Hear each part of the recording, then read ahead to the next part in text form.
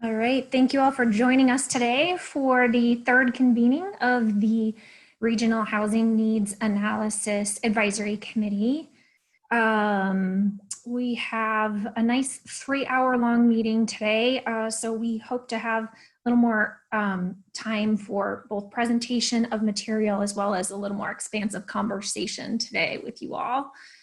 This is, as scheduled, our last meeting of the advisory committee. And we have joining with us today quite a few additional attendees from a broader stakeholder group. We have a stakeholder engagement that is planned for July 7th. And so during the meeting today, those of you who are our committee members, once again, you have video and audio capabilities, and you should be able to raise your hand to ask questions. And you should be able to type in the chat as well, chat to everyone if you have questions. Would appreciate if you can just restrict those chats to chatting to everyone so that we can all be a part of the same dialogue today. And then for our attendees who are listening into this conversation and keeping the broader conversation going in our stakeholder engagements, we have that Q&A function available to you again. So at the bottom of the screen, close to where you find your mute button and your different administrative options, there will be a button that says Q&A. We will be keeping track of those Q&A questions for questions to take up in our July 7th stakeholder engagement or considerations, comments. It's all welcome there. We will follow up with additional questions, but that is a helpful place as we're going along in the material for you to, let's say, sticky note some topics that you would like to get on the agenda at the stakeholder engagement. So let's start off with some introductions. Let me make sure that I'm sharing the right screen here. Great, looks like I am. I'm going to ask the committee members to unmute and show yourself on video if that's available to you, if you're comfortable with that. To just give us an introduction. Like we did last time, I'm going to use the list that's on the screen so that I don't have to introduce all of you. We'll save some time that way, but we'll just go alphabetically by first name. And if you can show yourself on the camera, unmute, and say hello to the group, that'd be fantastic. So Andres Lopez, do we have you on today? Hello, everyone. Dr. Andres Lopez. I'm the research director at the Coalition of Communities of Color. I use he, him, his pronouns. I'm happy to be here. Thank you for having me.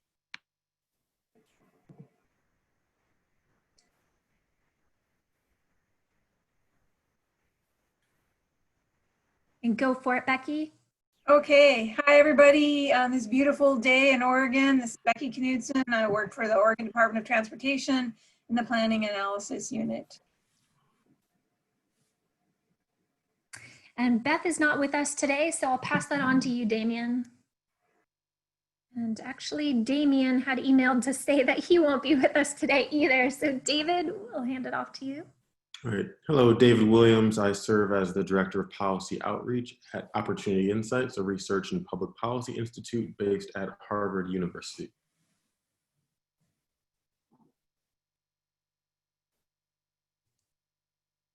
Dennis, I'll just let you guys carry on alphabetically. Oh, thank you. Hi, everyone. I'm Dennis Yee. I'm a Metro economist.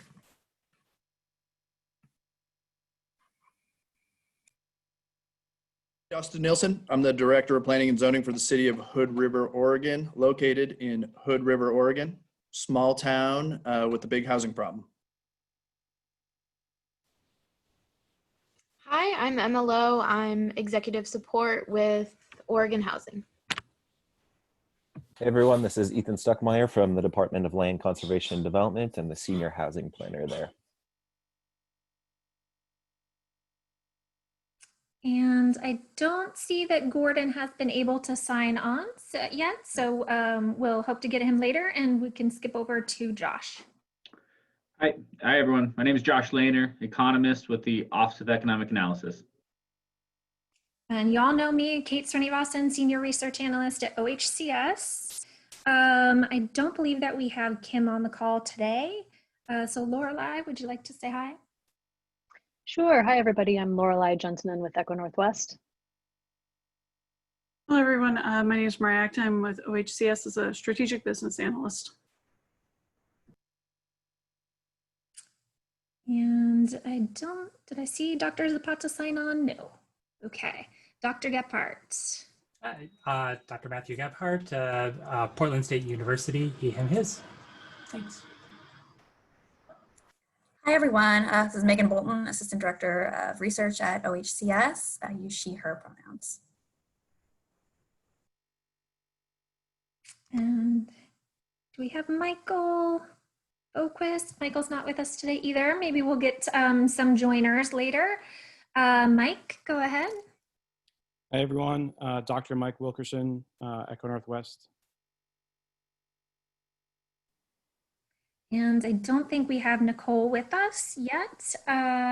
Nikki, go ahead. Hi, Nikki Hart-Brinkley, Rogue Valley Council of Governments, Technical Services Coordinator, and she, her pronouns.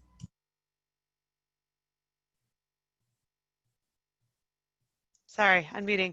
Hi, Dr. Rebecca Lewis, University of Oregon. She, her pronouns. And Shannon was going to be in and out today, so she will be joining us, but had some double bookings.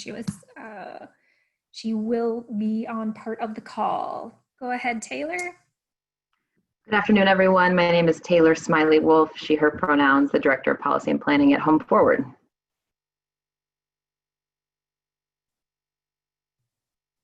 Go for it, Ted. Good afternoon, this is Ted Reed, Metro Regional Planning, he, him pronouns. And lastly, Tyler. Hi, everyone. Tyler Bump, Project Director at Echo Northwest, here as a member of the advisory committee. He, him pronouns, and I am here from my shed. So hello from my shed. All right, thank you all of you for joining us from where you are. As we continue the virtual meetings in this COVID space. The purpose of the meeting today, the project team has been working hard every day at making different tweaks and changes to our regional housing need analysis methodology. And we realized, due to the technical nature of this advisory committee, we have focused exclusively on the technical considerations of the estimation of housing need as part of the regional housing need analysis. But today we would like to reflect back on the RHNA as one element of the housing planning system, and so provide some context of the larger housing planning system that DLCD is going to help us out with, as well as updating you on the revisions, those technical revisions that we've been making to the regional housing need analysis. And we seek to get your input on both the technical questions that ECO will present to you, as well as getting your input on some implementation questions, which includes how can the RHNA best support the integration of equity into the system? And more of the beginnings of what could be a longer term discussion outside of this arena on how to get from housing need, from an estimate of housing need to what planners would need to plan for. We'll explain that more along the way. So we'll balance out the agenda of technical considerations with some of those implementation considerations. And before we get down into the dirty details of those weeds and those technical considerations, we want to remind everyone, since it's been a few months, of the overall purpose of this HB 2003 work, and the RENA work in specific. We've heard in this committee that the legislative intent of the bill was to support equity through supporting increased housing production across all income levels in all geographies across the region. And from Speaker Kotek's testimony last spring, we know that the bill was designed to improve our implementation of Goal 10, our statewide housing goal, so that we live up to its intent. Implementation of this goal requires that we provide for the housing needs of citizens of the state and encourage the availability of adequate numbers of needed units at price ranges and rent levels which are commensurate with the financial capabilities of Oregon's households and allow for flexibility of housing location, type, and density. House Bill 2003 should help our state reach its housing supply needs as envisioned by our land use system while providing local jurisdictions the resources they need to accommodate future growth. But the RENA itself, that's House Bill 2003 as a whole. The RENA itself was implemented as a one-time pilot project to explore how regional housing need might fit into the housing system in Oregon. So I'm going to, in a minute, ask DLCD to tell us a little bit more about the larger housing planning system in which any RENA that would be possibly legislated in the future would exist. So that includes what existed before HB 2003. So that was the local housing needs analyses, which includes 4 elements of a housing needs projection, a buildable lands inventory, a residential land need analysis, and a measure to accommodate needed housing.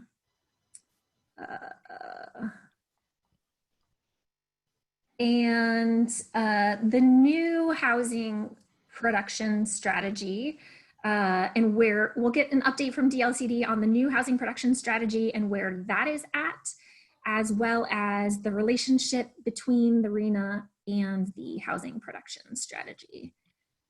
So I will hand the floor over to DLCD and Thank you, Kate. Have them tell us a little bit more. Appreciate it. Well, all right. So me and my colleague Samuel Garcia. So hello, my name is Sean Edging. I'm a housing policy analyst here at DLCD. Use he, him pronouns. I'm going to be chatting through kind of the existing regulatory framework for housing planning in the state of Oregon, and Sam's also going to help me with that. I just want to, kind of reiterate the reason why we're going into this a little bit. Part of this conversation that we're going to be having today is going to be talking about what is the role of a regional housing needs analysis within kind of the larger picture of the statewide housing planning framework, not just as it exists today, but how it's going to be changing as the result of House Bill 2003. And so kind of to start with that, I'm going to ask my colleague Samuel, who's been working with this new requirement or the housing production strategy, to talk a little bit just about what is the statutory requirement, what is a housing production strategy, and then I'll talk a little bit more about its relationship in context, say, with the RENA. So Samuel. Thank you, Sean. And yeah, allow me to introduce myself, everyone. My name is Samuel Garcia. I work for DLCD as a housing planner. My pronouns are he, him, his. And yeah, I am helping with the implementation of HB 2003, and specifically with the housing production strategy portion of it. That's the other prong aside from the RENA analysis. And as Sean mentioned, the housing production strategy is taking the housing needs analysis a step further. And what we are doing through our rulemaking process is we are developing a document that helps that asks cities to not only, contextualize their housing need as was stated in the housing needs analysis, but also holds them accountable to creating a list of strategies, tools, policies, and outcomes that will adequately address their housing needs by income and tenure and such. And so through our process in our rulemaking, we have created several portions of a housing production strategy. So the first one is, if you look in the slide, the contextualized housing need. And that's very much similar to what is going on in the housing needs analysis, but really calling out a lot of the, the major data points that are related to communities of color, homeless communities, that has really been left out of the conversation until recently. And so we want to get a really good snapshot of who we're contextualizing these housing needs for. The next part is the engagement. And yes, again, we want to hold communities accountable for how they engage and who they engage and how their strategies are going to really be based on the engagement of communities that have historically been marginalized. And so we're putting requirements for that in the housing production strategy. Next portion is strategies to meet future housing need. And so at this point, we are currently crowdsourcing a list of menu items. And feel free to ask me for that menu item, that list of menus throughout our rulemaking process of strategies, tools, policies that at the, when cities are starting to create their housing production strategy, that they can pick through this menu of strategies to meet their future housing need to address what was articulated in their housing needs analysis. And then finally, the last portion of it is the achieving the fair and equitable housing outcomes. So there, as you know, that there are fair housing laws, Oregon fair housing laws and federal fair housing laws, as well as Goal 10 requirements for housing in our Oregon land use system. And we are really trying to push the needle forward on how we require cities to really abide by them.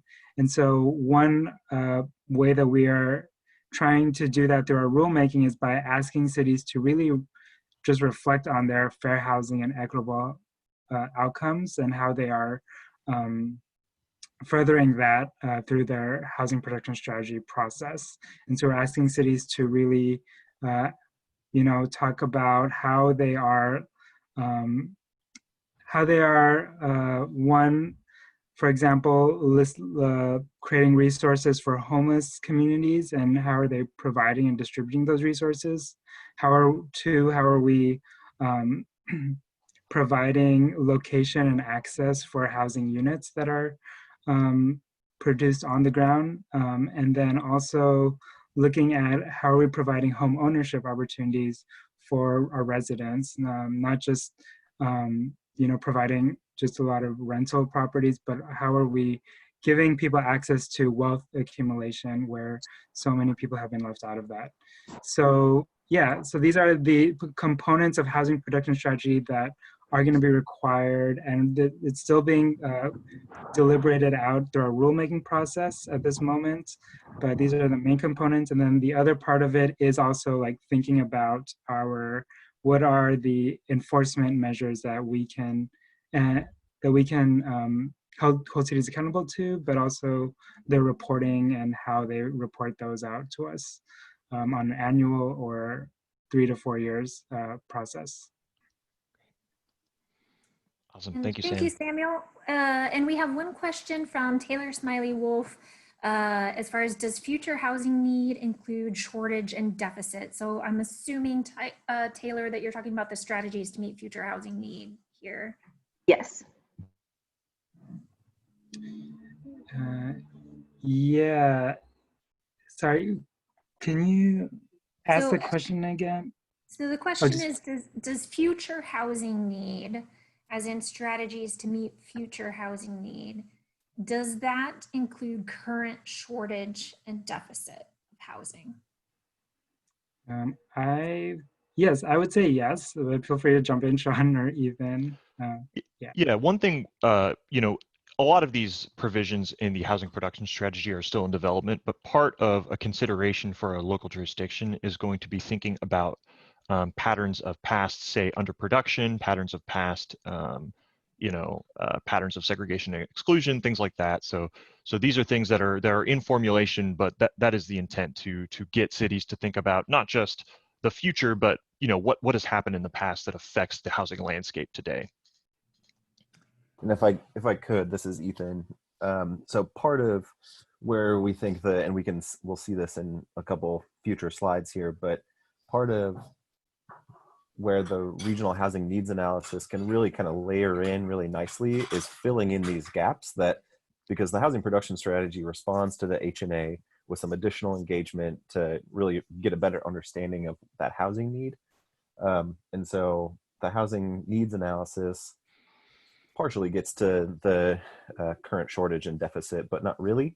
But I think that's where the RHNA really can bring in, and we've seen it throughout the methodology that OHCS has put together, that current shortage and deficit is included in there. So in a future world where we have both the local housing needs analysis and the RHNA and the housing production strategies, the answer to that question would be yes. But as we currently sit today, it's a little harder to answer. Yeah. Yeah, thank you, Ethan. And he's kind of spoiling my presentation, of course. Apologies. No worries. All right. Yeah. So thank you, Sam, for, I'm sorry, did somebody say something? Sorry, that was me. I was just saying that's a great question and a kind of delineation there between what the housing production strategies are currently set up to do is to respond to a city's housing needs analysis, a local housing need analysis. And since the RHNA is just a one-time experiment as of now until further legislated, the current shortage and deficit would be responded to the extent that the city included that in their housing need analysis. Is that correct? Yes, kind of. It's a little bit more complicated, but I'd like to actually talk about that on the next slide. All right. Yeah. So kind of our, can you move to the, oh, great, thank you. Yeah, so in thinking through, what a housing production strategy is, thank you, Sam, for providing us just that kind of preliminary overview about what a housing production strategy is. It's kind of a new requirement from House Bill 2003 to really build on what is the current, or one of the current operationalizations of Goal 10, which is a housing needs analysis. Many of you guys are familiar with this. It is a process by which cities identify, how much housing they're going to need within their local jurisdiction's boundaries, and then, providing measures to essentially meet that need over a 20-year planning horizon. And in developing the legislation for House Bill 2003 and for what a housing production strategy is, the way we walked into this, or the way our staff has walked into it, was initially thinking, oh, what an HPS is a response to an HNA. So an HNA could be thought as defining the need, and then an HPS could be thought as identifying the strategies to meet that need. But in having conversations with our members on our rulemaking advisory committee, as well as our housing production strategy technical advisory committee, it's a mouthful, is the picture is much blurrier than that, because a housing needs analysis actually falls short in a lot of ways of really comprehensively defining housing needs within a city's jurisdiction. And so a lot of the things that are being formulated in a housing production strategy aren't just the strategies to meet need, but to actually further refine and clarify what is, our comprehensive housing need that we have within our city. And that's kind of what this first part, this contextualized housing need, gets at. And then as you move from there, you develop these strategies that are much more prescriptive or policy driven to meet the needs that you've identified in both of these two documents.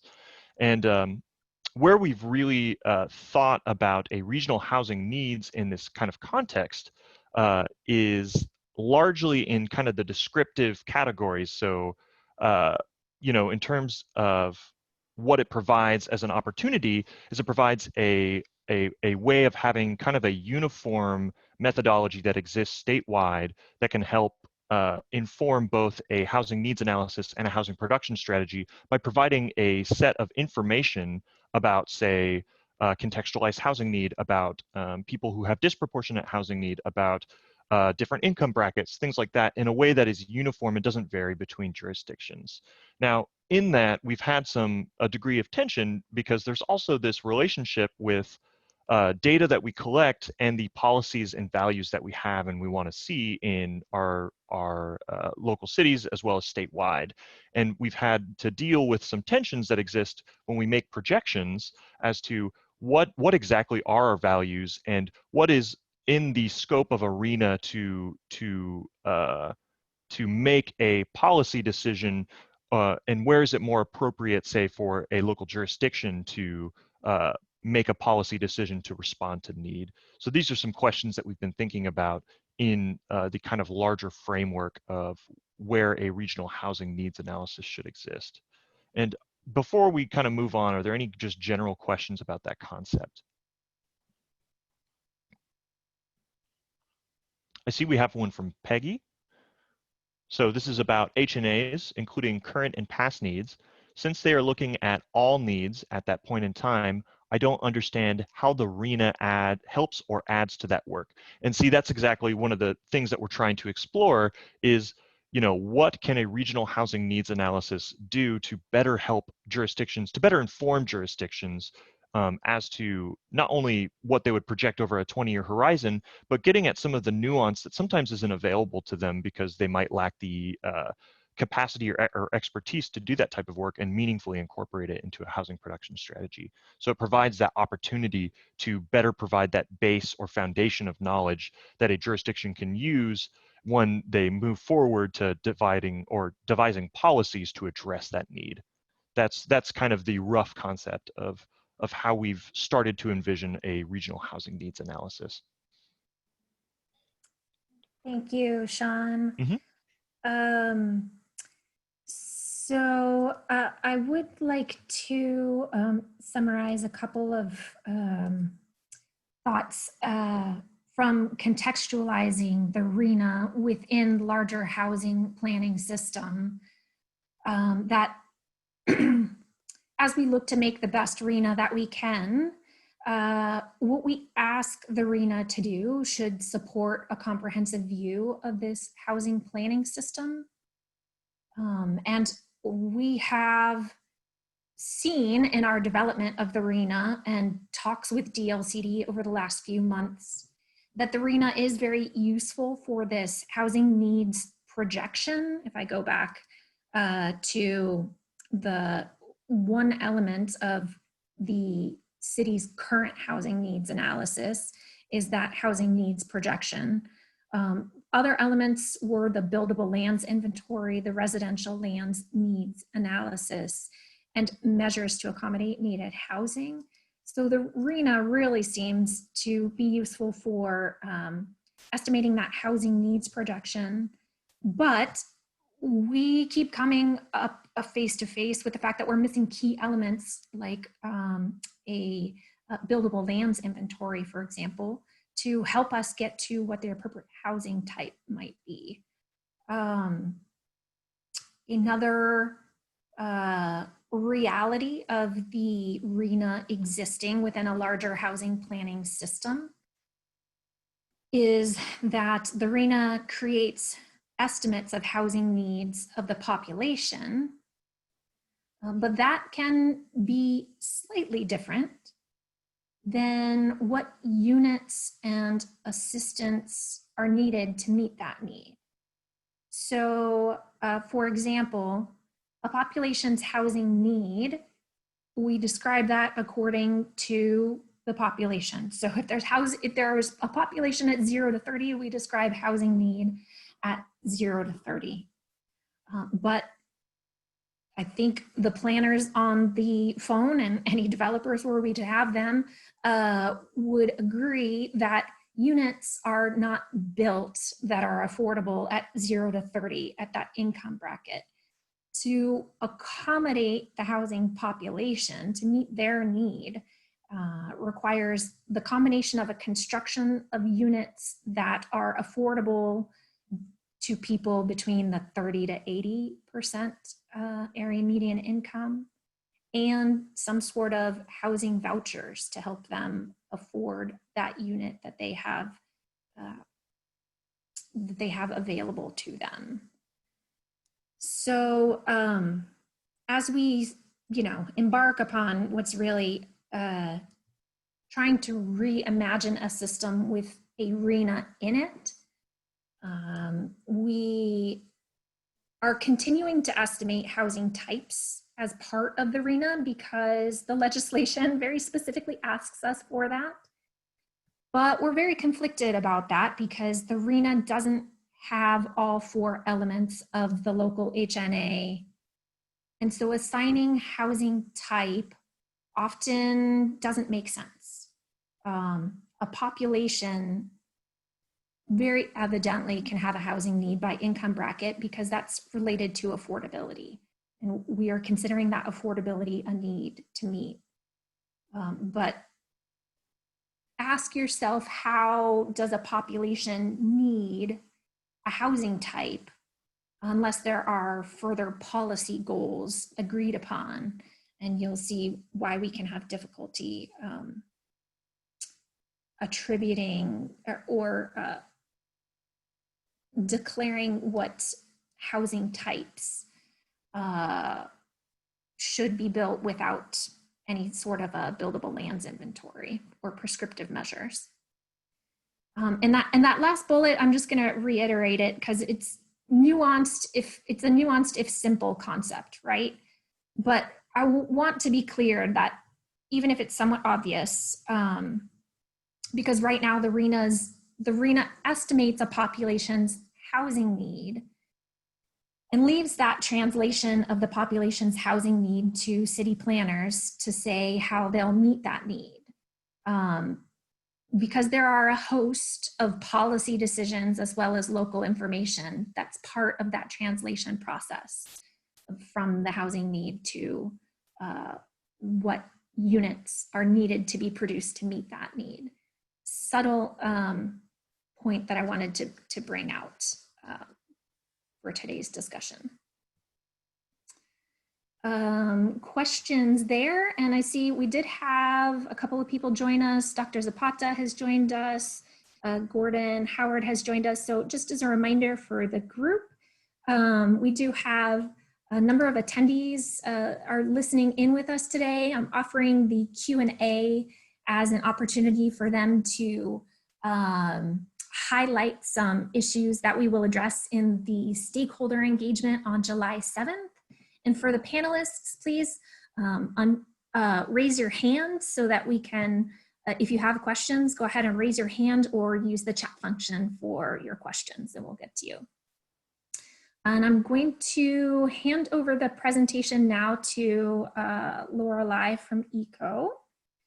So I will stop sharing my screen and we will share with you some of the recent changes to the RHNA that we have been working on. All right, hello everybody. Mike is actually going to screen share here a PowerPoint that we've got to walk us through some of the changes that we have made to the work that we shared with you last time as a result of your input and our ongoing thinking about this. So Mike, are you able to do that? Where is Mike? Uh-oh, Mike has disappeared.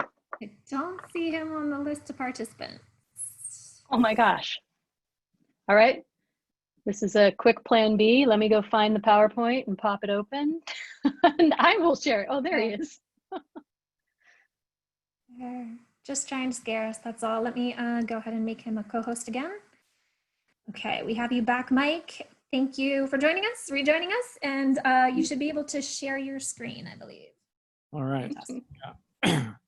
Sorry, Mike, did you have a momentary lapse there in internet connection or something? Lorelei will get the what I'm about to say, but I was Kevin Gingered. I had to start my software to allow screen sharing based on an IT update. So there you go.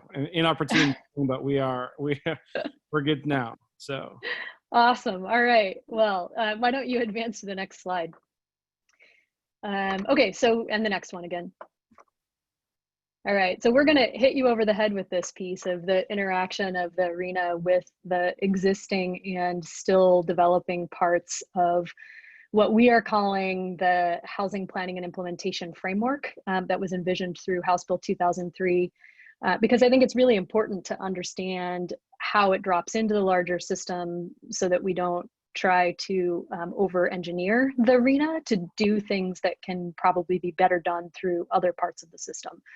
So the arena's job, as we all know, is to project housing need by income and then allocate it down to local jurisdictions.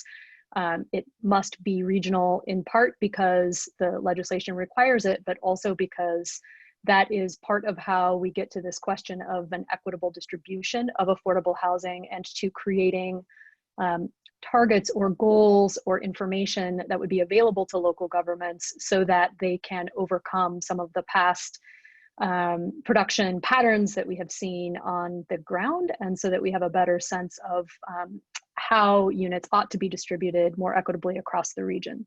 That's the job of the arena.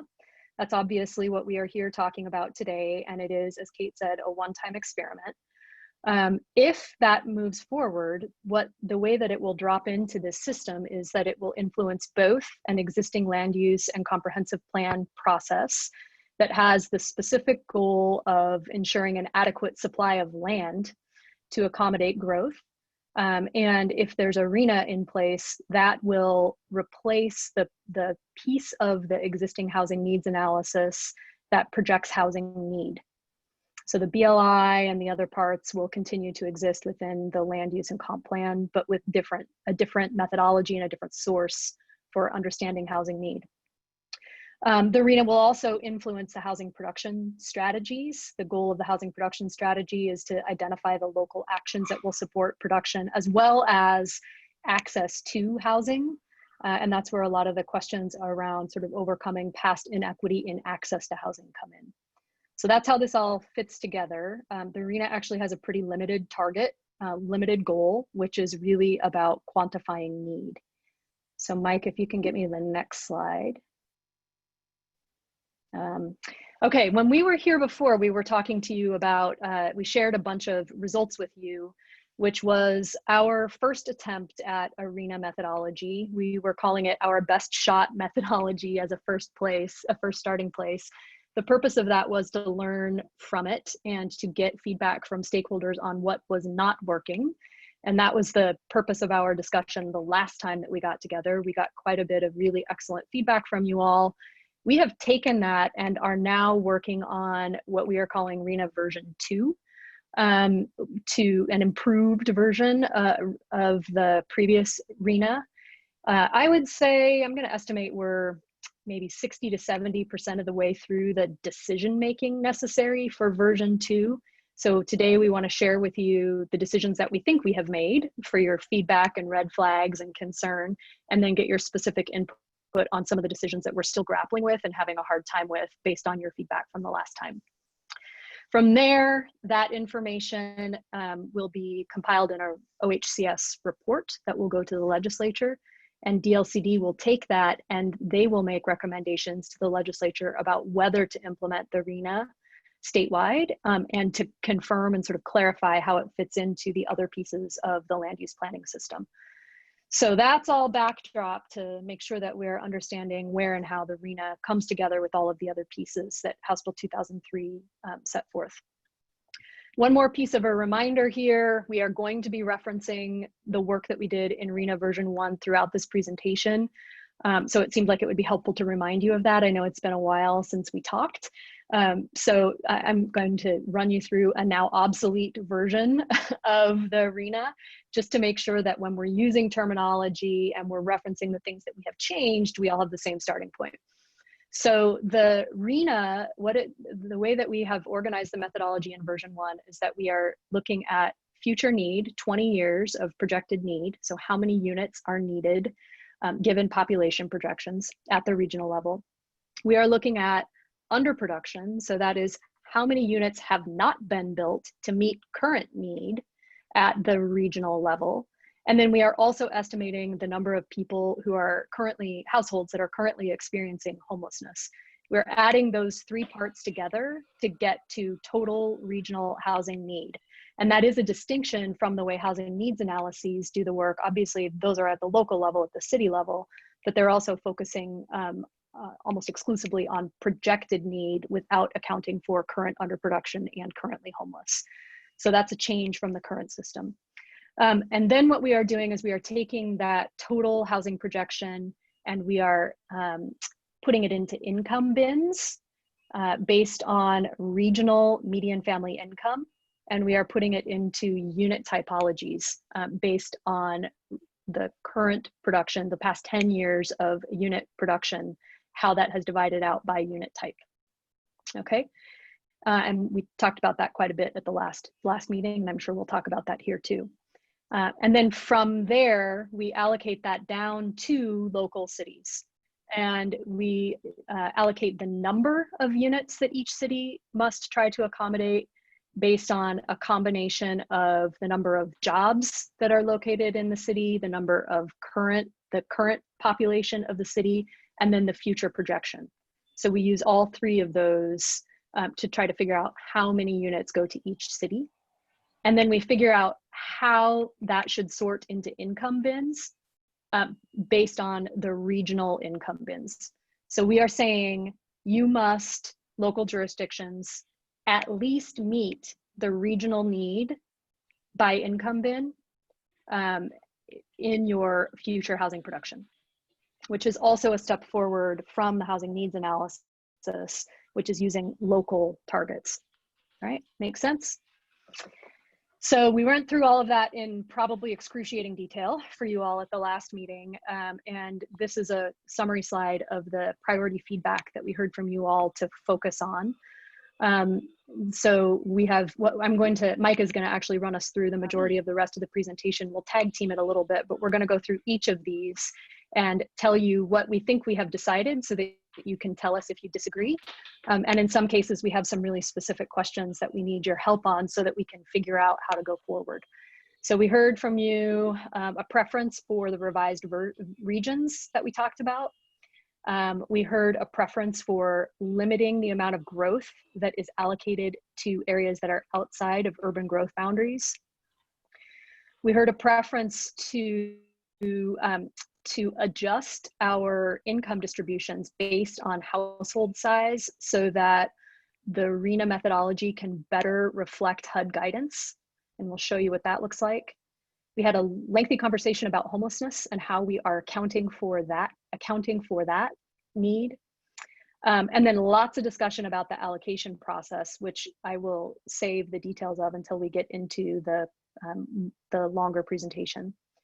And then last but certainly not least is focus on equity issues. And that is going to be a focus of after Mike and I stop talking about the details of the methodology, Kate will take us through a much longer and more detailed discussion about the focus on equity issues, but you will hear that sprinkled throughout the presentation that we're going through right now as well. So that's what we're up to today. We actually have a really limited amount of time. I want to make sure that there's lots of time at the end of our presentation so that we have time for the equity conversation as well as some of the implementation pieces. So we're going to try to keep this as targeted and focused as we can be. So definitely jump up and down if you have major red flags or don't understand what we are doing, but we are going to try to keep this moving. And Kate, definitely help us keep that target. I know we've got limited time. So Mike, have at it. All right, thanks, Lorelei. So yeah, the first fix that we talked about is looking at the specific regions. And I think this is crucial for a variety of reasons, which you'll see in a moment. But we looked at several fixes, and this is, I think, the most promising of those regional configurations, where the big changes from last time are Deschutes was previously part of what we call the central region. So we've reconfigured that to be its own region. Ideally, I think it would be nice to be able to grab a couple of the surrounding counties, but the data source being PUMS doesn't allow for that to happen. We've also reconfigured the northeast and the southeast regions to where now along the I-84 corridor out in Eastern Oregon, all of those counties are lumped in with the rest of the northeast part of the state. One discussion that we did investigate quite a bit was looking at Marion, Polk counties, for example, moving up into and Yamhill moving up into the metro region. A lot of that is based on, what is the housing market, what's the commute shed, et cetera. Due to the fact that, metro is specifically called out in the legislation, metro looks at various regulatory processes differently. We kind of decided it wasn't worth conflating a couple of different counties that were entirely outside of metro's jurisdiction. So this is where we are pushing these regions through the rest of what you'll see in the presentation today. Second fix is, I think, largely at the request of DLCD in terms of limiting the growth outside of UGBs. So in version 1, underproduction and homelessness and need were all allocated based on the various weight factors. What we've now done is limited it to where units associated with underproduction or people experiencing homelessness are only allocated inside UGBs.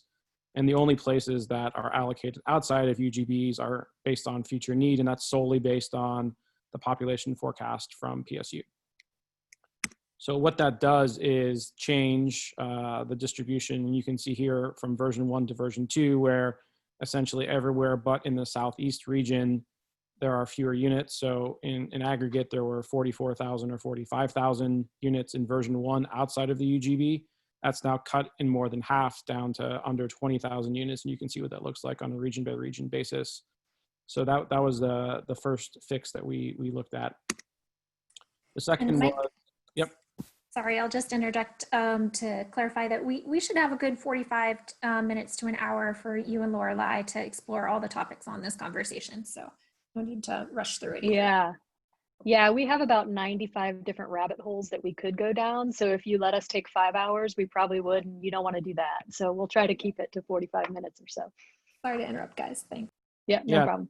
Okay. Yeah, absolutely. If there are questions, please use the Q&A period or unmute yourself. And we'll have various breakpoints. It'll be, I think, natural places for kind of reflection on various things. But we're going to tackle each of these ones pretty quickly unless there are questions. So the second is that the need to look at household size. And this is really to do 2 things. One, it's to align with HUD and ultimately OHCS guidance in terms of how they look at affordability of their units. But I would say arguably more importantly, it's about aligning unit sizes with household sizes. And so what this does is look at getting less than 100% of area median income, or MFI, based on the number of people in a household, to where one person households get 70% of AMI, 2-person 80%, 3-person 90%, et cetera. And you can see how those align with approximately unit sizes. So a studio is at 70% of AMI, a 1-bedroom's at 75, 2-bedroom at 90%, 3-bedroom 104, et cetera. And so what this does is, without making these household size adjustments, effectively all of your studios and your 1-bedrooms become implicitly your affordable stock. But if the need for units is for family-sized units for 2, 3, 4-person households, you might not have alignment there. And so what this does is better align unit type needs with the number of people and families, as well as aligning with OHCS and ultimately HUD guidance on how to do this. Specifically, the unit adjustment factors only apply to apartments. So for new home construction, whether it's a 2 or 3 or a 4 or a 5-bedroom, it doesn't get an adjustment factor. It's just on the rental side of things. So what that does is 2 things. One, it certainly skews incomes higher across the board. So you can see in the previous version 1, the red bars are without the adjustment, with the adjustment size. Version 2 adjustment size. Blue is without the adjustment size. That's version 1. So at the low end of the income distribution, from 0 to 30 and 30 to 50, there are now fewer households because many of those households were 1- and 2-person households, which now get bumped up to, say, the 50 or 80% AMI bins. The 120 plus is where you see the bulk of that growth. And so the counterpoint to that is your units also would get adjusted. So if you're delivering a studio, you're not going to get credit as if it's 100% of AMI, you would get 70% of that weight. And so the idea is, although the incomes are skewing higher, you're going to get more 2 and potentially 3-bedroom units as part of your stock because of that. So that's the size adjustment factor. Next is the estimate for people experiencing homelessness. Here we made a couple of revisions. I'll focus on this one primarily and then jump back into it when we put all the various components together. One of the comments that we heard, and I think we had a discussion last time with Dr. Zapata and others, is which people experiencing homelessness are not observed in the point-in-time counts, or arguably in the census data, and how do we better reflect for that? So one of the things that we're doing is scaling the point-in-time counts up by a factor of 0.6, or a 60% increase, and that's to account for undercounts of that actual population of sheltered and unsheltered. But in addition to unsheltered and sheltered populations, there are also households that are doubled up, so overcrowding and living in motels and hotels. And the best way to get at that data is through the McKinney-Vento data set. So here, the state collects in every county through the school districts number of children who are in various categories. So they report sheltered and unsheltered, but we're not counting those children because they're theoretically in the point-in-time counts, and we're focusing exclusively on students who are doubled up or living in hotels and motels as those 2 categories.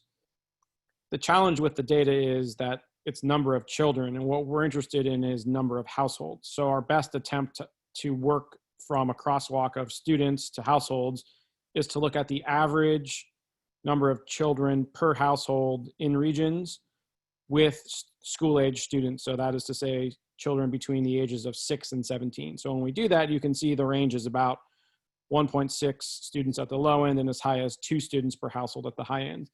So that allows us to go from 18,000 students to about 10,700 households that are experiencing homelessness that aren't inside the PIT counts and theoretically outside of census. So in our estimation, this isn't doubling up any of those counts. So we're going to add those to the previous estimates of homelessness.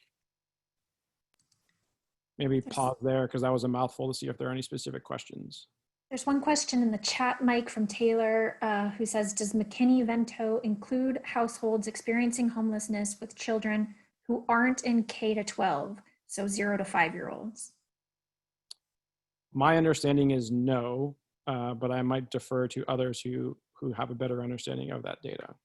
It's Dr. Zapata. The answer is no. It's just K through 12, but it does account for unaccompanied and accompanied youth, who again are in K through 12. Okay, so this would still be an undercount for households that are not included in PIT because it wouldn't include those households. Is that right? So still generally an undercount of people experiencing homelessness. Yeah, I mean, all of these things are an undercount.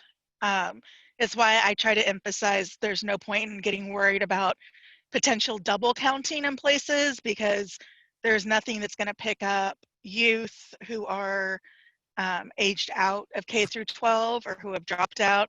And we're certainly not picking up any doubled up adults who are not with children. And we have another question from Ezra. I'm just working on typing that one right now. Oh, he put it in the chat channel too. I'm working on it in the Q&A. Fantastic. And we can also save that one for the July 7th. Keeps popping out of my head, July 7th engagements. Any other questions so far?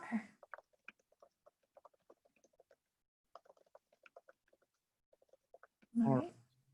So really, I think Lorelei described what that version 1 looks like when you put together all the various component pieces of underproduction plus homelessness, which is our best estimate of current need plus then future need.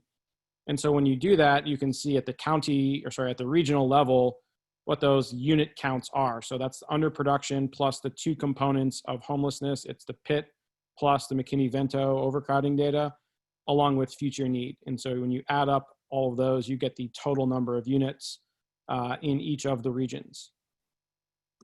One thing that we've done to help frame kind of the rationale for why Deschutes should be on its own is you can look at the current stock of housing, which is the number of units we have today, and look at what the estimate of the new RHNA units would be over a 20-year period. And you can see in Deschutes County, the 56,000 units as a share of the current 91,000 units is about a 61% increase. It was previously part of the Northeast region, and so the Northeast region has only 15%. So what was happening in essence was the strong future need due to the projected growth in Deschutes County was driving up the estimates in the rest of the region. So what this does is better align the growth to Deschutes County and not as much in the rest of the Northeast region. Metro region having the second highest share of its current stock, Willamette Valley, et cetera, on down through the various regions. So you can see there's quite a bit of differentiation at the region level for all three components: underproduction, homelessness, and future need, and an aggregate of what the total units is as a share of the existing stock. So hey, Mike, let's pause here. The allocation is a whole complicated animal all on its own. So let's just pause here for a minute before we go into that and see if there are additional questions or comments about the revisions that we've made so far. And I'll also call out that there's a question on the Q&A that maybe Megan Bolton or Dr. Zapata would know the answer to off the top of their heads, which is what is the % mix of homeless with kids or single? With kids versus single without kids. So open opportunity for someone to answer that question or to raise other issues or questions. I'd have to double, as Dr. Zapata, I'd have to double check to feel good about my answer. I know it's the minority by far compared to the kids who are doubled up with accompaniment. If the question's though about like how many kids might be in a family, I don't know that for sure. So I'll double check. Thank you. Thank you, Dr. Zapata. I was going to say the same thing. I don't feel comfortable answering that without doing a little checking. So we'll get back to folks on that one.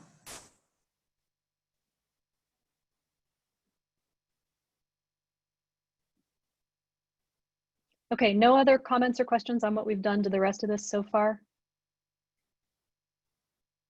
Okay, we're going to take that as headed in the right direction. So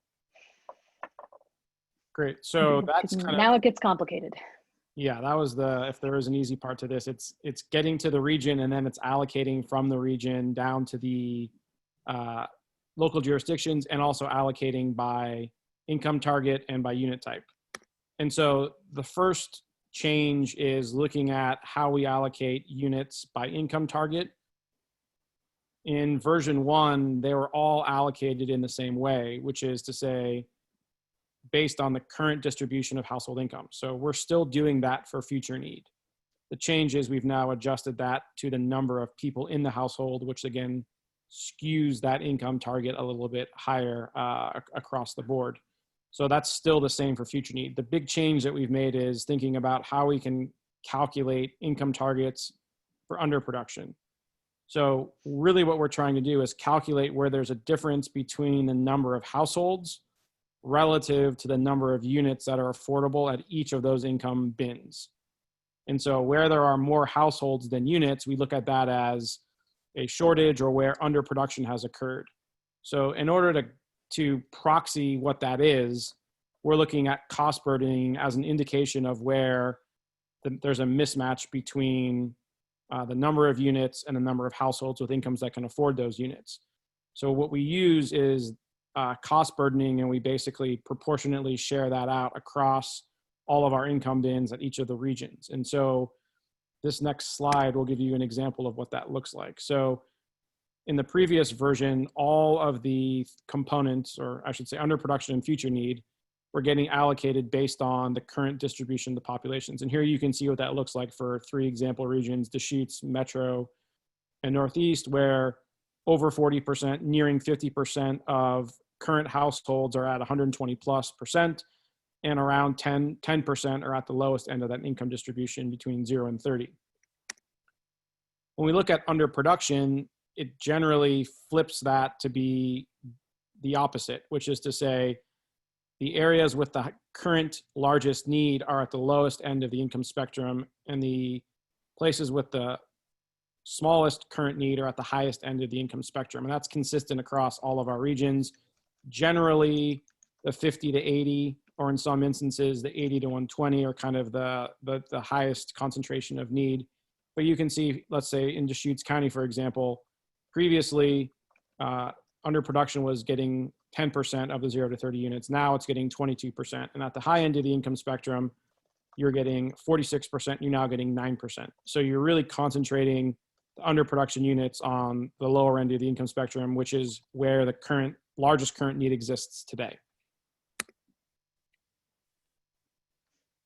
Here is a little bit of complication, but I think it's helpful in describing individually the three components, which then get summed together.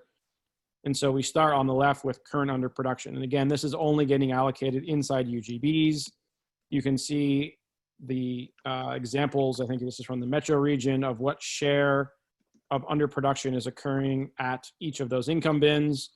It's applicable to both unit types. So our two unit types, again, are single family and missing middle, essentially everything under 4 units and under, and multifamily being 5 units and plus. All of those units then get allocated locally to each jurisdiction, whether that's city inside the metro or UGB outside the metro region. The way that we do that is we take the current population, that gets 50% of the weight, and the current jobs gets 50% of the weight, and then those get allocated out. The second component is for the homeless units. And again, this is the point in time counts plus the McKinney-Vento data. Here's where we have a question, and we've done some investigation, but the difference here is in version 1 and what we're contemplating in version 2 and are curious to get some feedback on is, should all of the units for households experiencing homelessness be in the 0 to 30 income target, as well as multifamily exclusively?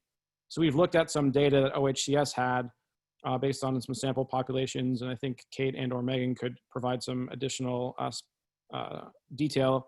But largely, the data is suggesting that households fall between 0 and 30 at most counties across the state. There are, say, 10% or less of households in the 30 to 50% income bin when we use that data source. So it's still largely there. I think that the concern was from OHCS that it was a small sample from one program over part of a year, and it may not be reflective of the entirety of the populations that we're looking at here experiencing homelessness. So that is an ongoing question. What you will see, at least in the rest of this presentation, is all of those units getting allocated at 0 to 30, but certainly we're curious in getting some feedback and comments on that approach. The local allocation for those units is the same as for underproduction, which is to say it's based on current population and current jobs. Those also fall entirely inside UGBs. The last piece, which is projected need, is statewide. That is to say, projected need occurs outside of UGBs as well as inside UGBs. The income distribution is different than that of current production. And importantly, the weight factors for the local allocation is also different, to where we're not looking at current population, we're looking at future population growth for 50% and current jobs as 50%. And I think the idea behind jobs is it's a proxy, or it's an approach at getting at access to economic opportunity rather than just looking at population. And so that's the way that we've done that in each of these three components. So there's a lot here. I'm going to advance one slide and then we can maybe pause for some questions. And so what we're looking at here is how changing the inputs to local allocation impacts the number of units. So if the question is, how do local jurisdictions get different numbers of units? The answer is it's based on the inputs to the allocation factor. So in version 1, we were using 50% current jobs, 20% current population, 25% population growth in all of the components. In version 2, based on feedback, we've now changed that to be 50% current jobs, 50% current population for underproduction and homelessness, and 50% current jobs and 50% population growth for future need. And what you can see is individual allocations vary. Some jurisdictions go up, some jurisdictions go down, depending on their distributions in those. Some of those are pretty significant. For example, in Roseburg, version 2 is seeing a large increase while Westland sees a decrease. So This is looking at how you can change the number of units. So maybe I'll hop back to this slide and pause if there are any specific questions about any of the components and the processes that we're using. Hi, this is Rebecca. It goes a little bit on something you mentioned earlier around wages. So just to be clear, you're just looking at all jobs in this instance, not wages for those jobs. Correct. So that makes sense to me. I just want to make sure I'm clear. We have Okay. a slide later on, Dr. Lewis, that shows, I think, once you're hitting at, and I think the key distinction is we're looking at ways to change the number of units is one approach. The other way is to look at how you target those units' income distributions. And I think we're thinking that the wages, or more specifically, the wages of residents versus the wages of employees, could be a way in which you change the distribution of the income targets, not the number of units in each jurisdiction. Right. Okay. That makes So sense. That's coming, but thank you for raising No, that. yeah. Okay. I just want to make sure it was clear. Thanks. I think Taylor Smiley Wolf had a question as well. We have a hand from Dr. Zapata and then from Taylor. Great. So I got a little confused in there. I thought that OHCS had been leaning towards going ahead and following the allocation into 30 to 50 and 50 to 80 from their look at the homelessness population in terms of income distribution. Can we go over again why you decided not to do that and to put everyone in 0 to 30? Yeah, so I think the first point I would say is this is still preliminary. We just use this as an example, knowing that we wanted to investigate this. But I think as of the last time we met, OHCS pulled some data, and there were, in that survey, very few households, 1 or 2%, I think, in most counties or regions in the 50 to 80%. Less than 10% were in the 30 to 50. And again, the vast majority, 90% plus, were in that 0 to 30. So the possibility remains that we could try to use that survey to better allocate the homelessness units in each region. But I think there were some concerns, at least from OHCS, that maybe isn't the best source to use given it's a pretty small sample in one specific program. But can maybe look to Megan or Kate for some more elaboration on that specific source. Yeah, I think this has been an ongoing conversation where we've been back and forth. And this presentation also being one that is coming very quickly. So I don't know that we are definitively sure that we want to put everything into the 0 to 30, but are looking to hear, absent better data, does it make sense to allocate into the 0 to 30 because that is where most of the need is needed, and so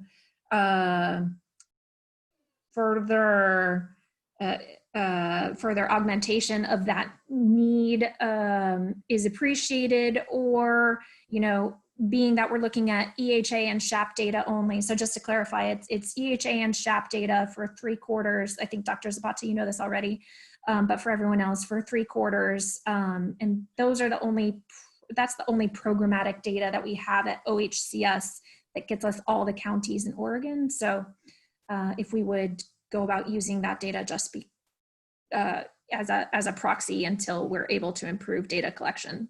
But certainly a recommendation in the report is that once there is better data management available for all statewide providers of homeless services, that we would use that data to improve the distribution of the homeless need across income categories. So whatever we do in the RHNA would be a temporary hold until there can be better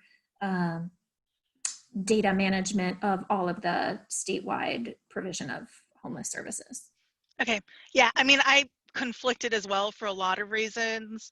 I think that my concern just comes from the fact that if we're talking about 10% or whatever it ends up being 12% who aren't in 0 to 30, what does that mean for places that actually have a lot of housing units, right? So like 12% for a region that doesn't have that many people, that wiggle room may not matter as much. But it could be quite a big difference in some place like, ooh, the slides are changing on me. You know, it could be a place that's, you know, really looking at some different issues. You're looking at like the northern coast or yeah. So I don't know. I just want to keep it on the radar and just, yeah, because the last time we talked a week and a half ago, y'all have been leaning towards it. And so and this was is just Shannon. interested to hear more thinking. I just wanted to throw in, I think that, you know, I know this is about statewide data, and there is a ton of resource that is in EHA that goes into rent assistance in, at least in Multnomah County, that I think probably, it's more flexible. So it's much easier to use, and what EHA and SHAP is something that folks on the ground use when they know somebody needs a certain number of months of rent assistance. So I do think there's additional data sources that you could pull into the mix just to even get a better sense of the number of households at different income levels. But again, as a provider on the ground, can tell you for certain that folks experiencing homelessness are not even just 12% in that second category. We've got a lot of folks who are in the 30 to 50% range who experience homelessness. But honestly, they're easier to house because they have some income, and EHA is not easy to use, so we don't use it. Yeah, Shannon, I guess that would be interesting to hear, like, from your perspective, because it becomes, if it's people who are making more income and there's actual units available, then it becomes an easier match, and it's not a housing underproduction issue. Like, where does it become an issue with actual underproduction? I would say versus... it's not, they're easier to house because they can pay a larger portion. Okay. So you can use a smaller amount of rent subsidy for them and then stretch it over a longer period of time, for example, as opposed to somebody who might need a full rent subsidy.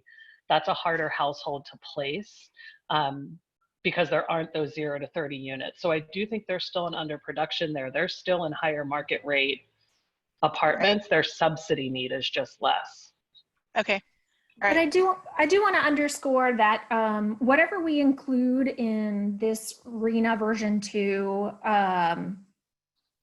should be a placeholder, because Shannon's right. There's a lot better data out there that's available. We don't have access to it at OHCS perhaps right now to be able to include before September, certainly on a county-wide level that would allow us to aggregate this data according to the regions that we have for this RHNA. But there's a lot of better data out there with better data governance and management that could fortify some better numbers, right? I'm not saying this is all we have, let's work with this. But whatever we use in the RHNA 2 version 2 should be a placeholder until that governance of that data can be improved so that we can look at better numbers. Certainly there is better data out there that we don't have access to right now. Does that make sense? Yeah, I think the other piece that we've talked about is it's the how is it framed and how do we talk about it. It's important that the story isn't everybody experiencing homelessness falls in this category when we know that's not the case, but we just might not have the right data sources. And I again, just want to be sure that we're not telling a story about homelessness that isn't accurate of what people experience on the ground. Shannon, I would say the other piece of the puzzle here is that we do have an entire methodology to capture underproduction as well as future projected needs. So we really are trying to narrow it down to sheltered and unsheltered homelessness in our capturing of people who are currently experiencing homelessness. So I think that's another important piece of the framing that you're talking about. For our purposes, we're just trying to get a sort of finger in the air, given that we know the data are not going to help us make this judgment perfectly right now as to whether we should go ahead with putting them all in the 0 to 30%, or those of you who are experts on the ground working in this issue would suggest that we do something closer to, putting some additional spreading it across 30 to 50 and maybe even 50 to 80, and if so, on what basis we would do that, because I completely agree that we don't want to tell the wrong story about people who are experiencing homelessness, and especially those who are living in sheltered and unsheltered situations. We want to try to capture it appropriately, but are sort of struggling with what data are available, and also with some of the trade-offs that Dr. Zapata was talking about, sort of pros and cons to how you capture this and where you define the need. As Lorelei points out in the comments, the question mark on this slide kind of indicates that we are still on the fence there about where to put it, and we're open to this engagement from the advisory committee. Dr. Zapata, I thought it was a question about multifamily 5+ units for 30 to 50. Their question mark wasn't very good. It was put in one cell. Work on your graphics. I'm just kidding. We'll highlight that one on the next. But I thought it was a really specific question. I was like, why is it? That's a very specific question. Got it. Got it. Other comments on this distribution, or we'll take Taylor's question, I think. Okay, Taylor, go ahead. I was just wanting to respond to Dr. Wilkerson's question about whether you should put all of the units for people experiencing homelessness in the multifamily category. And I'm very curious what Dr. Zapata and Shannon's thoughts are in this, as they have more direct research and service provision experience. But I would argue that it should not be exclusively in multifamily, and just referencing Home Forward data on voucher holders, which are folks who tend to fall in the 0 to 30% income range. About 16% of all voucher holders in Multnomah County actually live in middle family housing, so duplexes, triplexes, quads, and the number of folks in single family homes has been going down over time, which we argue has more to do with the fact that those housing types are becoming more expensive and out of reach for voucher holders, but doesn't mean that they don't do a good job of serving people in that income range who could have been experiencing homelessness prior to getting a voucher. So I would just argue against putting all of the units for folks in the 0 to 30 and 30 to 50 range in the multifamily category. Yeah, so I'm permanently confused on what I've said on which calls. So if I have already said this here, apologies. If I have not, then congratulations, I get to say it. So we should absolutely, to me, the question of where the allocation goes in terms of single family, missing middle, or multifamily is a question of policy. It's not a question of allocation. And so I think that when we decide, well, first of all, if we just say that this is where people should go based on current market conditions or currently where people lived, we are simply extrapolating inequities that exist now. We're not actually asking people what is the housing type that people would actually want to live in. And so we're basically just saying, oh, we don't know what to do with y'all, so we're just going to put you in the cheapest housing possible, which is usually multifamily. And if a community wants to do that, that's on them. But to me, that seems like a question of values, policy, and community choice. And so I don't think that we should be in the business of just making simple extrapolations or making those kind of decisions for people just because they're poor. Yeah, and I kind of want to re-emphasize that, because that gets us back to where we started off this conversation in the context of what the regional housing need analysis perhaps is best, what it does best, and maybe what it's not so appropriate for. And that concept of assigning housing types does keep coming back as having some prescriptive elements to it, some policy decisions, whereas estimating housing need can easily be done for income brackets. Yeah, and I'll just double down on that. We've struggled in past calls on with you all about what to do with the unit type mix, and have had conversations about the data that are available and why it would be beneficial to include it. The fact of the matter is that the legislation requires us to at least try to do this in some way. So we need to try to think about this so that we can meet the spirit of the letter of the law. But the number of questions that have been raised, including those that Dr. Zapata has brought up about whose job it is to decide what kind of housing people prefer, Clearly, it is the people who get to decide what their preferences are, right? That question, among many others, leads us to a place of an expectation that our recommendations are probably going to be pointing out many flaws and concerns with the inclusion of unit types in the recommendations. Well, so then is there a reason why we couldn't just put it all in single family and multifamily? Like flip it on its convention of we're going to put it all in multifamily. Why can't we just put it all in single family and middle housing? Yeah, which might be more appropriate in some, especially in some regions.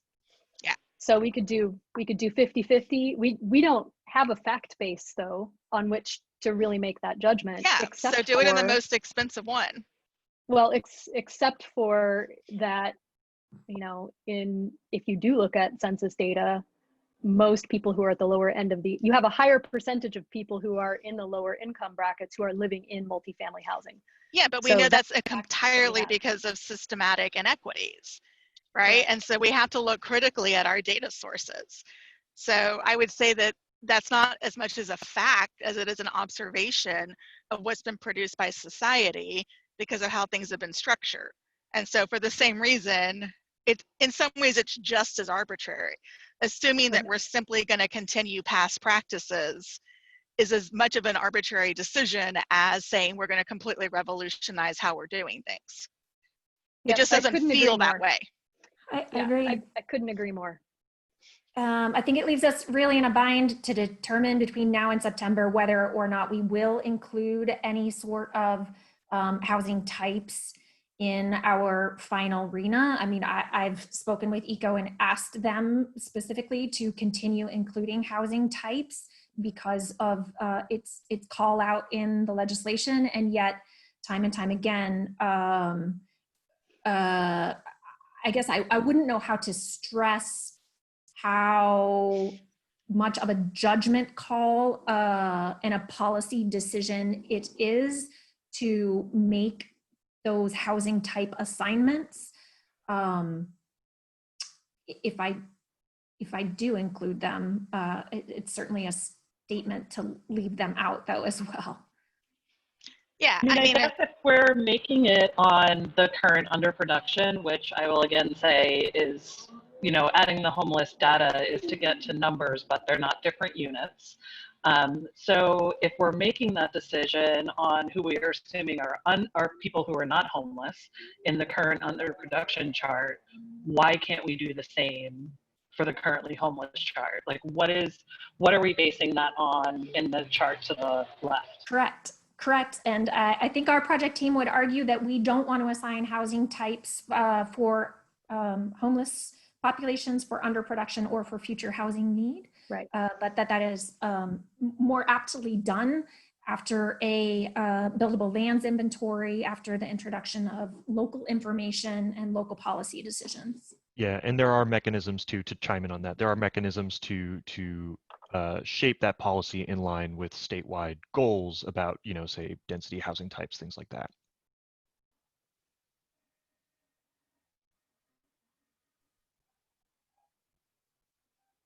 So again, I just think that the human beings that we're talking about are not different than the human beings that we're talking about in chart 1.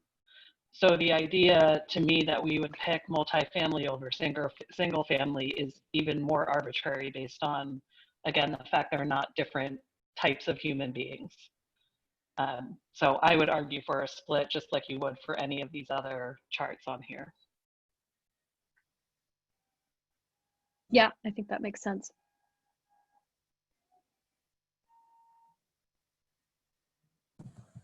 Great discussion. Thank you, everyone. This was helpful.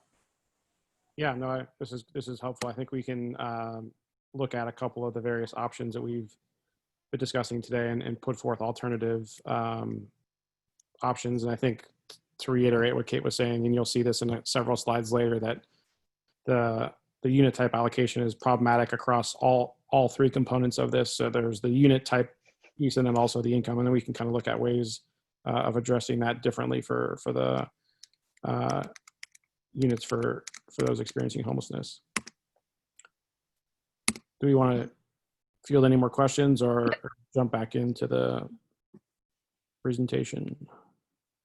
Let's keep moving, Mike. All right. Okay. So we're going to quickly see what that looks like here as an example of why this is problematic. So what I've pulled here is 4 different regions and a specific city in the region. And so to just reiterate, each city in the region or UGB in the region is going to have the same distribution of income and unit type. So in this case, it's Salem-Keizer, but it could very well be Eugene. It would have the same distribution. It's just the numbers are scaled to that specific city.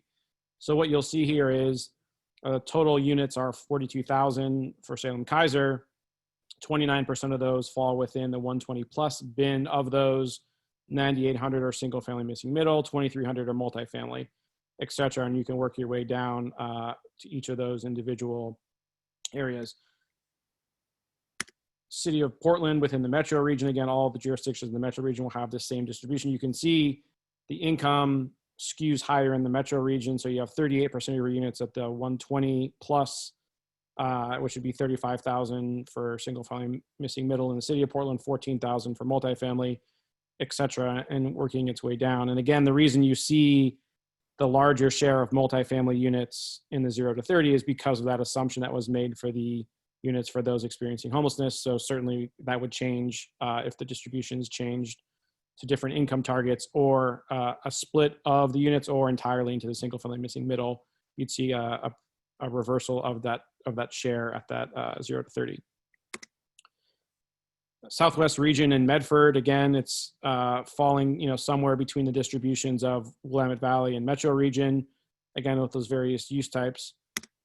The last example in some of the regions that were omitted here are examples of why estimating unit type by income bin is problematic. So the way we're doing this is we're looking at the PUMS data and looking at units that have been built in the last 10 years as representative of what's likely to get built going into the future. And so whether you use current stock or share of what's built in the last 10 years, there's very few multifamily units in the Northeast region as a share of what's been built since 2010.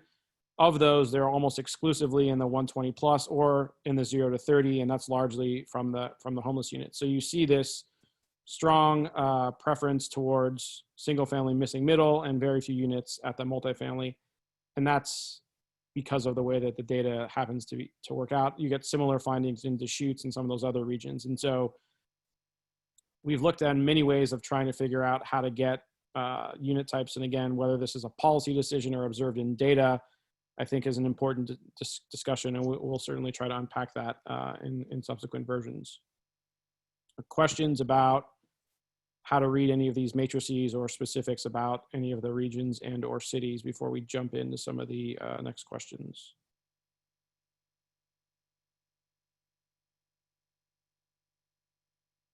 All right, hearing none. So this is the last section I think is meant to lead into a larger opportunity for feedback and looking at the equitable distribution of publicly supported housing. So I think where we're starting this is from looking at the distribution of all rental units rather than specifically those that are publicly supported, so that we can kind of look at the issues surrounding the data that's available and how we could build towards a more equitable distribution of public housing. So in order to look at rental unit affordability at the city level, based on data sets that exist in Oregon, can only be done using CHAZ. And so in California and in Washington State, there are currently bills in the legislature, actually in Washington State, it was passed in the last session, requiring the collection of rent by unit type for the entirety of the state. And so in Oregon, without that data set, CHAZ is the best opportunity we have to do that.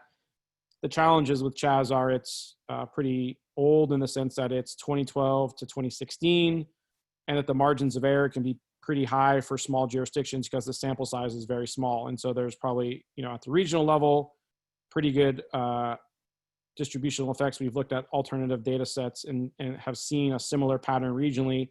At the local level, though, you have some differences. And so here, looking at the metro region, for example, you can see According to Chaz, 8% of all rental units are 0 to 30, 16% are 30 to 50, 54% are 50 to 80, and 22% are 80 plus. You will see already there's a key difference is Chaz only reports 4 income bins for rental units as opposed to the 5 that we have per the legislation. And so it's going to be a challenge to think about how to differentiate 80 plus, which is in Chaz, from the 80 to 20 and 120 plus. So that's one of the issues with using the Chaz data. What we can do is look at the distribution of the region relative to specific cities in the region using that Chaz data. And so again, if you look at 0 to 30, here we've picked a few specific jurisdictions: City of Gresham, Hillsborough, Lake Oswego, and Portland. And you can see at the low end, City of Portland has 10% of units, so it's greater than the regional average of 8%, but the other 3 cities are below. Similarly, if you go to the 80 plus, you can see the regional average is 22%. Gresham has only 9% of their stock of rental units at 80 plus. Lake Oswego has 45%. So there's big differences at the 80 plus, and at the 50 to 80, again, you can see those key differences. And so what this is setting up is the ability to understand what the regional distribution of income of units looks like today. And as we start thinking about planning for underproduction, homelessness, and future need, we want to understand what. Gordon, do you have a question?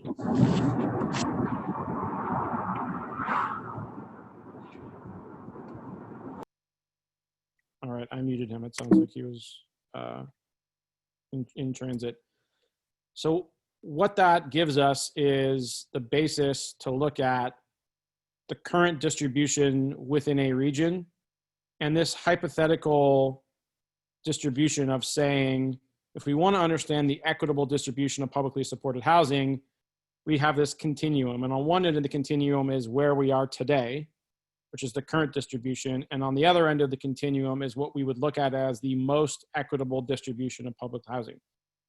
We aren't trying to define specifically what that is, but are certainly curious to get feedback and input on what that might look like. What we have produced, though, is a couple of examples of what moving towards the most equitable distribution might look like. And so in order to think about that, we have 2 ways that we can allocate.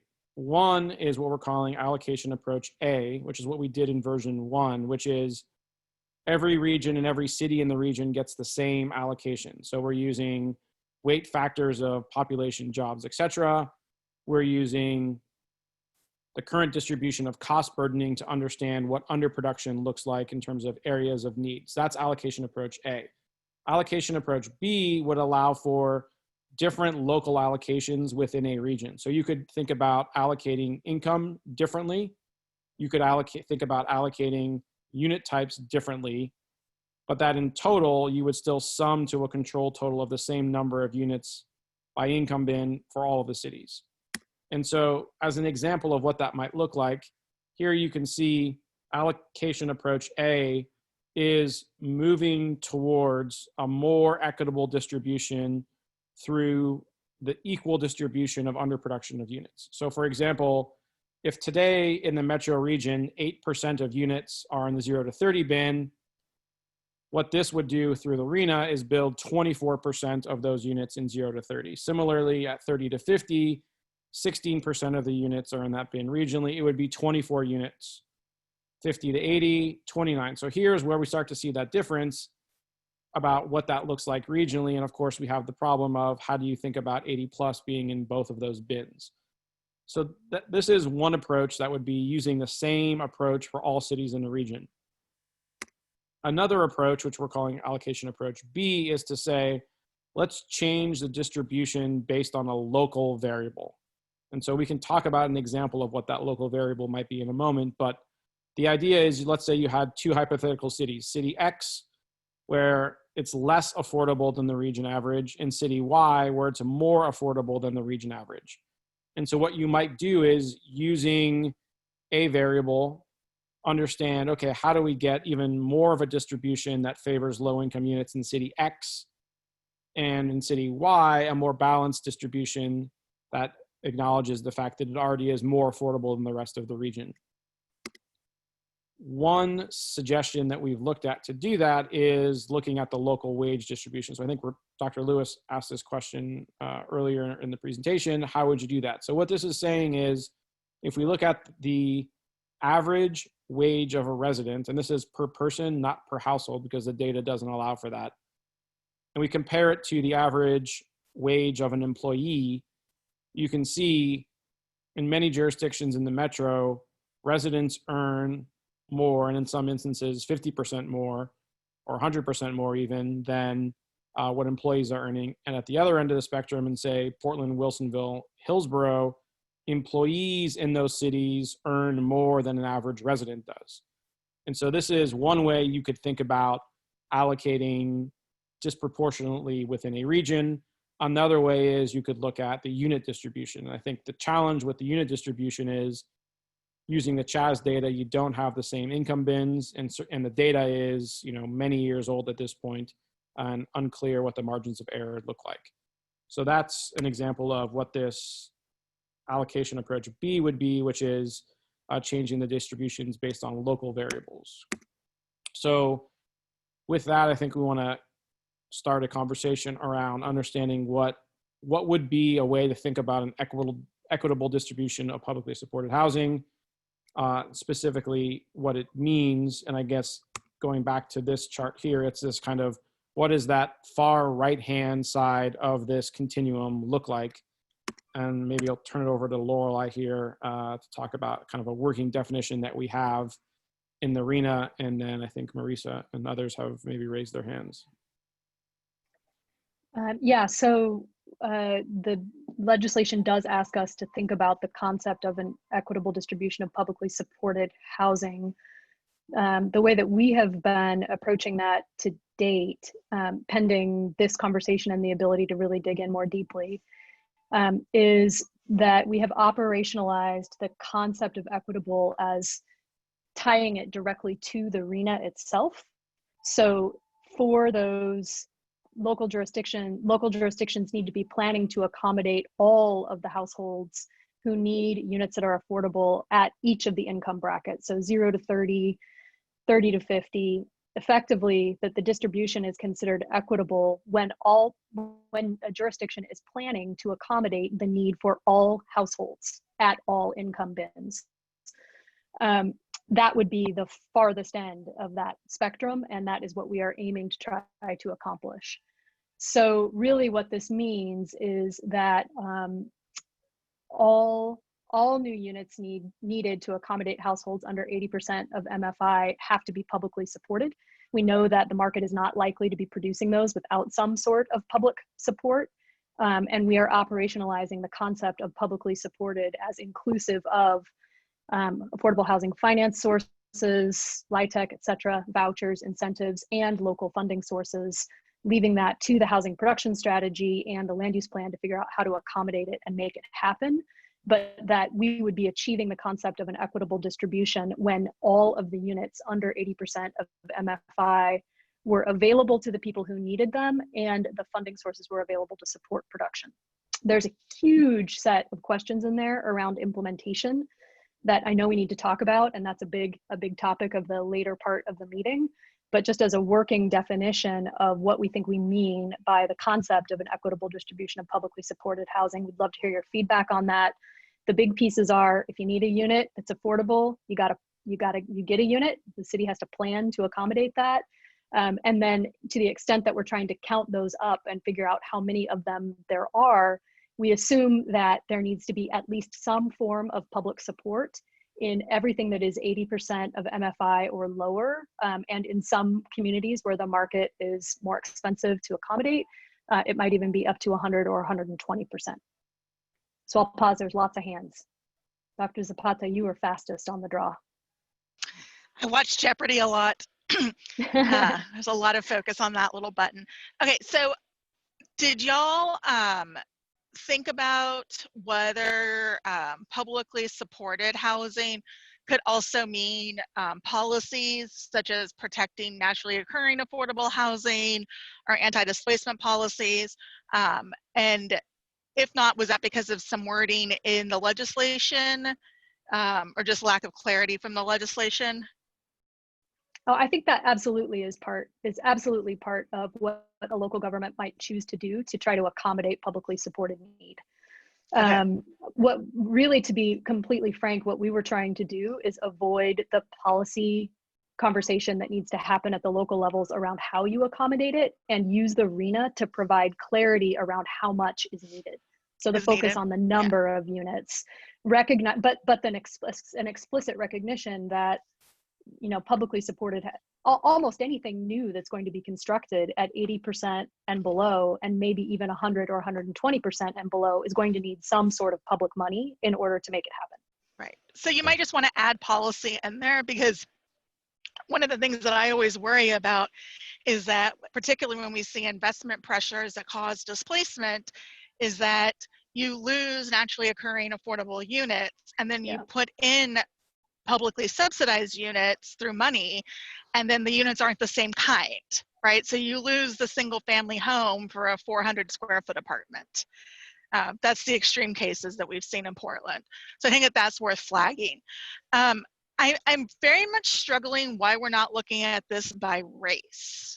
And, you know, part of the whole idea behind FFH was that we were trying to deal with racial disparities. And so I understand wanting to look at the income distribution, but I really think we have to do a racial analysis as well. Particularly, well, yeah, I just think that without that, we're missing a massive issue that gets into distribution of equitable housing. And we're also not setting up the requirement that jurisdictions actually deal with their race issues. And that's equally important. You can have a housing unit that might be accessible based on income, but if what you're also looking at is an equitable distribution of race, then you're missing a layer of the analysis. And again, I think the important thing is not getting it to be prescriptive about, like, that should be. I think this is maybe some lighter language, that maybe we're not saying there has to be a full equitable distribution based on race, because not everybody wants to live, not every person of color wants to live outside of a strong network of people of color. And so we wouldn't want to regulate that, but it is also about, you know, Black and brown kids being able to go to choice schools, even when the income numbers might not be there, right? I just think that, again, it's trying to be race blind, and housing is not race blind. Yeah, let me try and answer.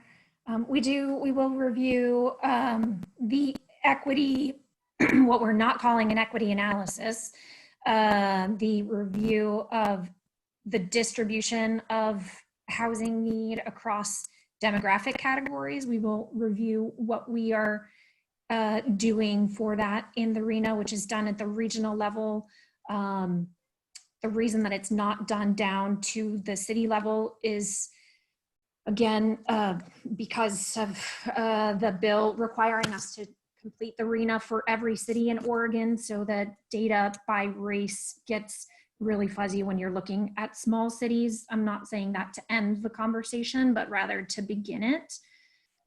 So let's hold on to that question until the next part of the equity conversation, which I want to start by 3:30.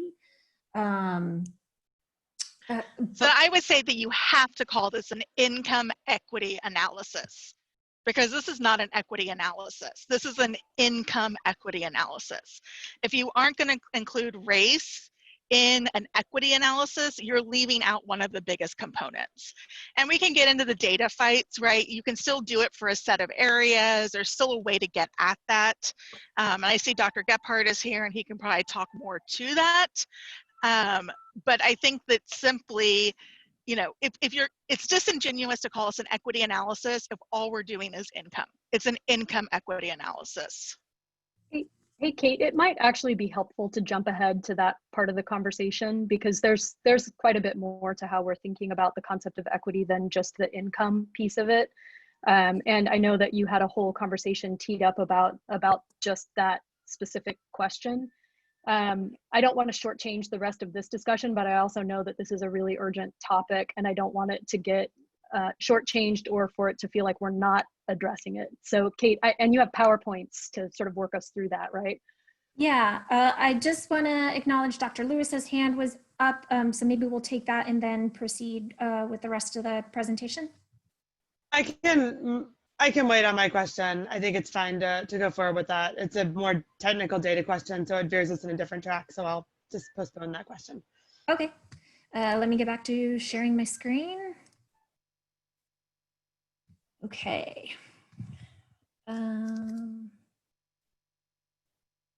Okay, and begin the discussion on broader equity issues in the housing planning system and how we imagine the RHNA in the system once again as a whole. So I just want to acknowledge the state of change that I hope that the country is in right now, and have included a favorite poem from Langston Hughes in here, not to distract us, but rather it speaks to me of what can be constructed in a new system, even if the dream of that system is all that has existed until now. But for those of you who don't know it, go look it up, Let America Be America Again. But I want to start with where we started on this project. So the original legislation, as we've heard in this advisory committee, had its intent to increase equity by addressing issues of affordability across geographic locations.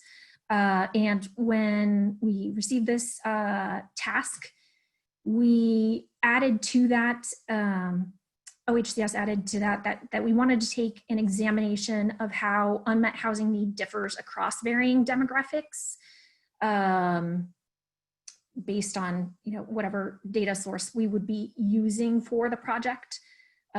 This was also one of the principal reasons that we initially wanted to use the PUMS, despite its inflexibility in the regions that we use, because it's the only data source that would allow us to produce the kind of demographic analysis that we wanted to look at. So we determined that we wanted to look at housing need as described on this slide across varying different demographics, and come to understand how that can fit into what the legislation asks of us along the way. I want to, the double asterisk there on the homelessness slide is just to say that the data that we have at this point in time on people experiencing homelessness only allows us to examine how homelessness differs across race and ethnicity. Once again, not that that data can't be improved in the future. To give a look at examples of what this analysis will look like, the full report is still in progress, so this is not to share the results with you, but to give an idea of what this analysis of the distribution of need is looking like. We're providing a summary comparison across demographic categories that the report will have at a statewide level and for each region that examines these housing need categories across comparing them across the different populations statewide. Please note here, this is very much a draft in progress, so people of color is actually likely to be retitled as non-Asian people of color. We're working through the phrasing.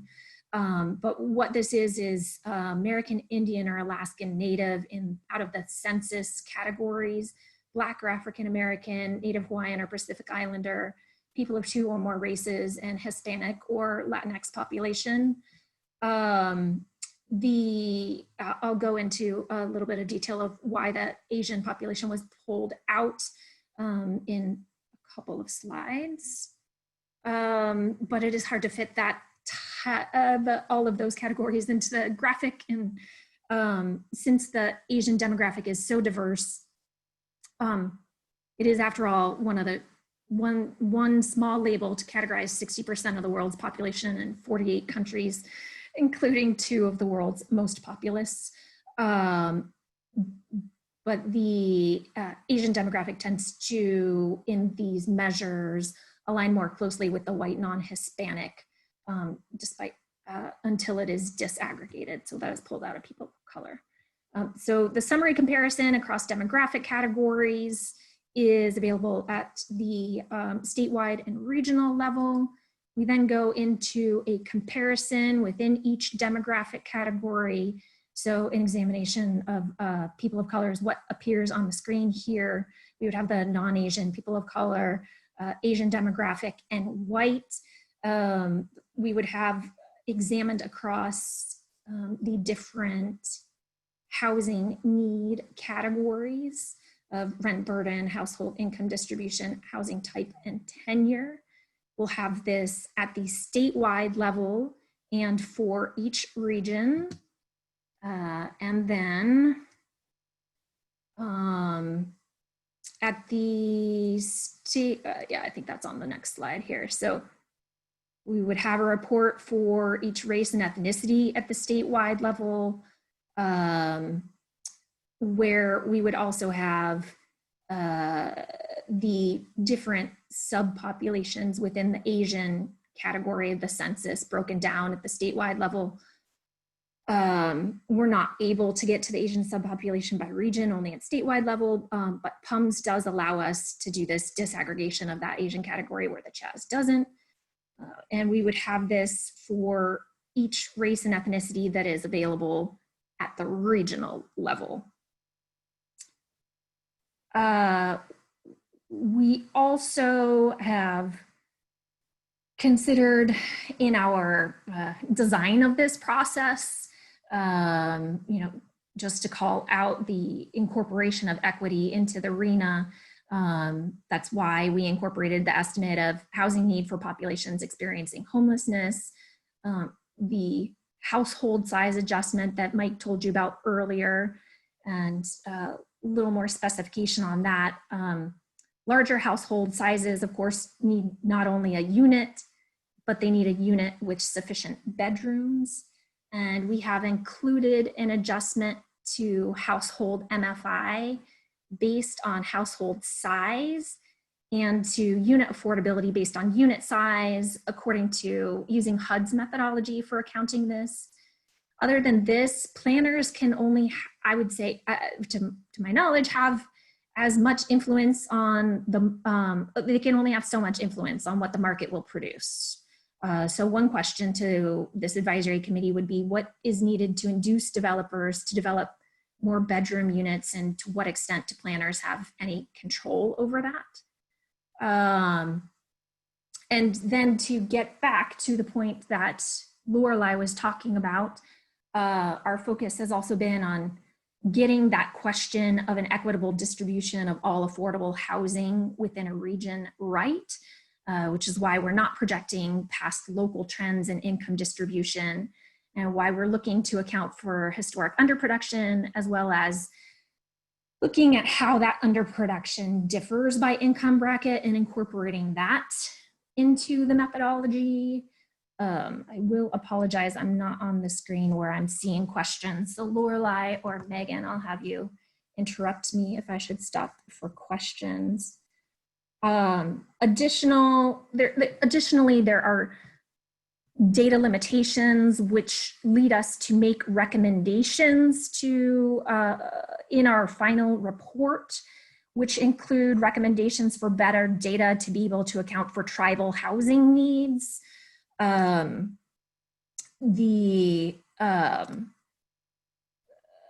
current PSU estimates do not include estimates for tribal populations, and so, the future forecast does not include population forecast for tribal housing needs, and so it is difficult to accommodate that. At a minimum, we would be wanting the population forecast to account for tribal housing populations probably more appropriately.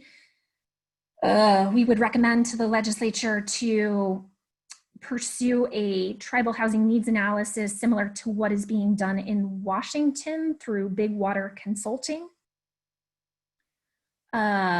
We need better data on accessible housing for people with disabilities.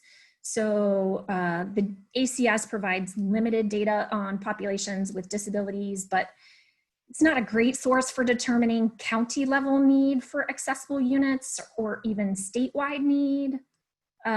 Given the varying kinds of disabilities that exist in the ACS data, hearing, vision, ambulatory, cognitive, limitations of self-care or independence are the categories that are available in the ACS data. And then of course there's varying needs that each of those categories may have for housing that is considered accessible. So it's difficult to determine what the need is for accessible units by county. And there's not good data available on the supply of accessible units at a county level. So we would, need good data on both total need and total supply. And then again, better data on people experiencing homelessness. We've talked a bit about that, how the PIT could be improved. We'll have specific recommendations, as well as the improvement of that data management across all state providers to get us to better allocation of that need to account for populations currently experiencing homelessness. And then a couple of examples that Mike had pointed out about the improvement of data that would also assist us in getting at a more equitable distribution of affordable housing. We've heard from stakeholders about considerations for the agricultural workforce. There is a housing task for agricultural workforce housing task force currently underway at OHCS to research needs of that community. And just to say, we have heard other concerns from our stakeholders from this advisory committee as well, specialized housing needs for older populations, group housing is not incorporated into this model. It could be, however, if that were an interest to estimate. And other than group housing, the PSU does forecast the expected ages of populations in 20 years. So, potentially we could account for specialized housing needs for older populations by using the PSU forecasts by age group to help in the estimation of what future income distributions may look like. But I think probably many of you had a headache just by imagining trying to estimate what future income distributions may look like. That's fraught, tricky at best. It would imply employing a host of assumptions. So in our methodology, we instead choose to make the simplifying assumption that income distributions will remain the same. We've had the quality of housing raised, although the focus of this legislation seems to be on related to housing production. And so the quality of existing housing is not taken into account in this current methodology, but is an issue obviously of great importance, especially in regions like the East-Southeast region, not exclusively there. So we recommend a future study on the quality of housing across Oregon, preservation of existing affordable housing, to the extent that our estimates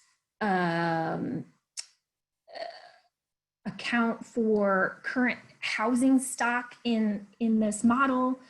You could say that any unit that is currently affordable that becomes unaffordable in the future would then just be in addition to the need in that income bracket. Student populations are very unique to specific locations in Oregon. one impact of local student populations on the estimation of housing need is that students often don't show up as a household that needs housing in the census data because they're largely counted as part of their parents' households. But they can be an additional population that may be consuming housing across income brackets for those students that choose to live off campus. And we expect that local jurisdictions can offer adjustments to increase their housing need to account for that distinct local increase in the need for additional housing where large student populations exist.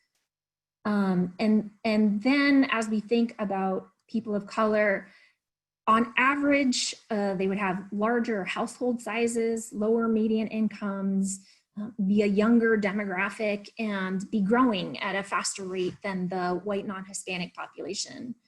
And we understand that those characteristics impact the housing need for this population. So each of those factors impacts on housing needs and our ability to incorporate it into the methodology. You know, I've taken the time to describe, but additionally, the focal point of our methodology is on determining that regional need by income bracket and how the total regional need for affordable housing can be equitably distributed across the cities of the region. We're open to receiving further input about how housing needs for people of color might otherwise be different if we haven't fully accounted for it. The question is how precisely does that get incorporated into what we are being asked to estimate here? Is that additional estimates that show up on the side? I do want to stress that the RHNA is one piece of the system to incorporate equity. So this is kind of this foot that we started out on, that the RHNA, if it doesn't end up being continued in the future, that's the end of the inclusion of equity into the housing planning system. But I do know that DLCD can speak to us today a little bit about their discussions, their thoughts, their plans, their vision for incorporating equity into the larger housing planning system. And so my question for the advisory committee and the group in general is how can the RHNA best support that incorporation of non-income based need in the larger system, so that we're not asking the RHNA to do it all, considering if this RHNA is not picked up by the legislature, we don't want to see the end of the incorporation of equity into the housing system, but we want to make sure that the RHNA is doing its best possible job to support that integration into the larger system. So I can now get back to the screen where I can look at some chat and some raised hands that we may have.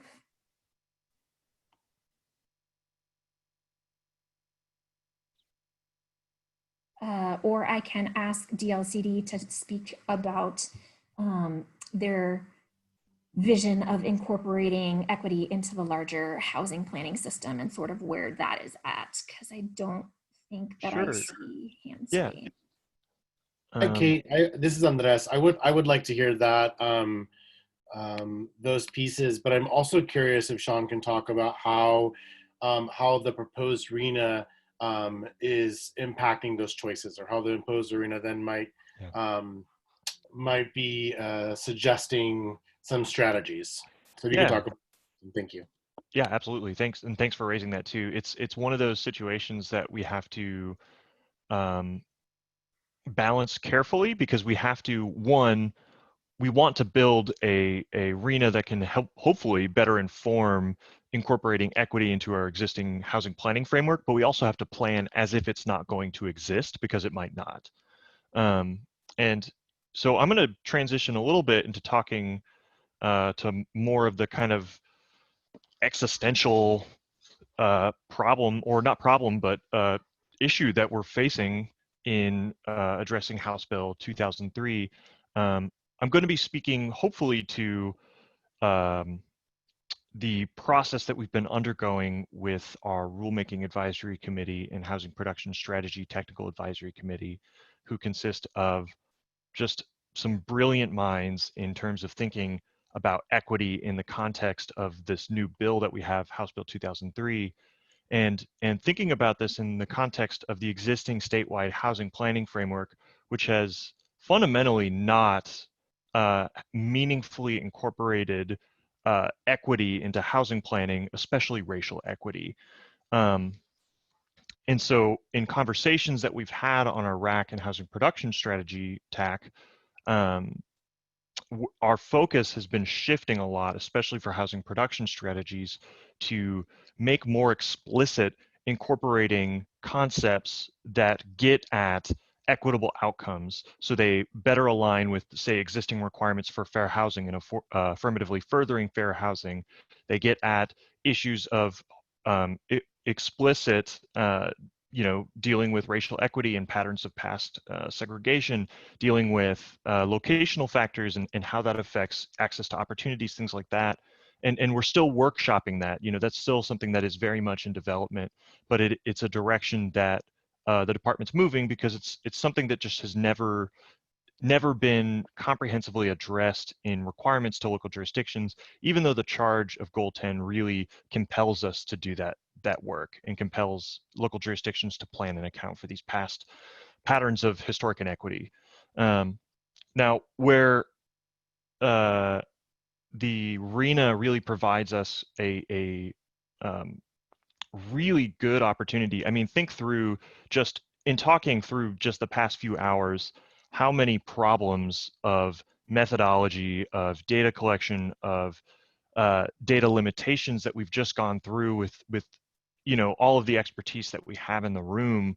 And think about, say, a local jurisdiction who don't have that same level of expertise or capacity to do this level and detail of analysis, even though it's limited and flawed.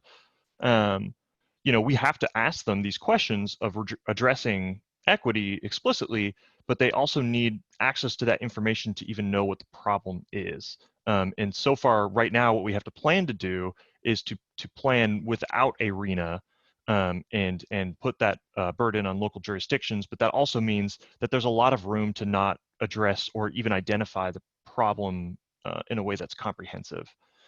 So we're working through that. We don't have all of the answers yet. I actually would like to invite Sam and Ethan to talk more about this too, because I'm only one analyst here. They've been doing a bunch of work on this as well, and hopefully can speak to it. Did you guys have anything you wanted to add? Are you guys even on the chat? I see Ethan's there. Yeah, I'm here. I don't really have anything to add. I'm happy to answer any questions that anybody has about our approach.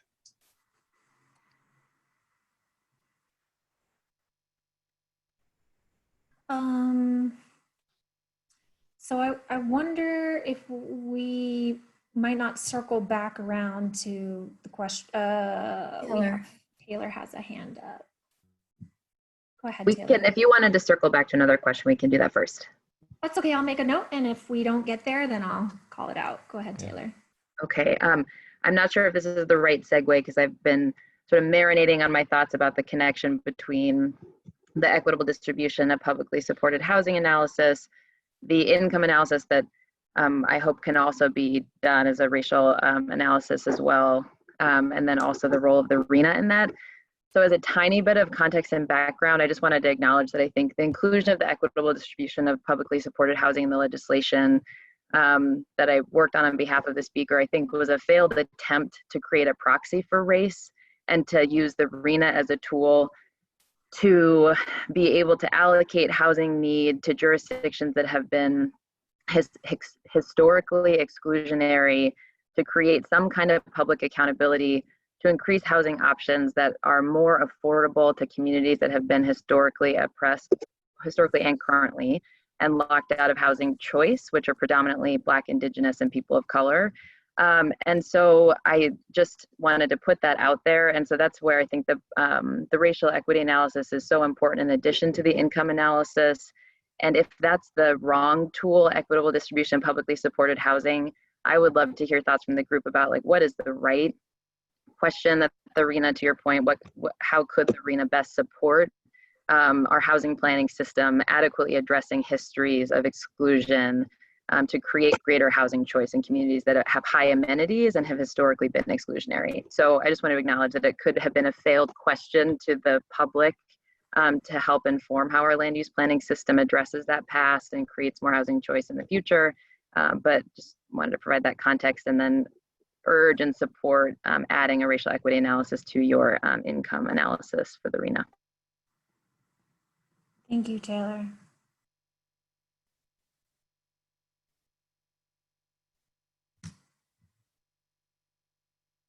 And I wonder if we circle back then to Dr. Zapata's question or earlier statement.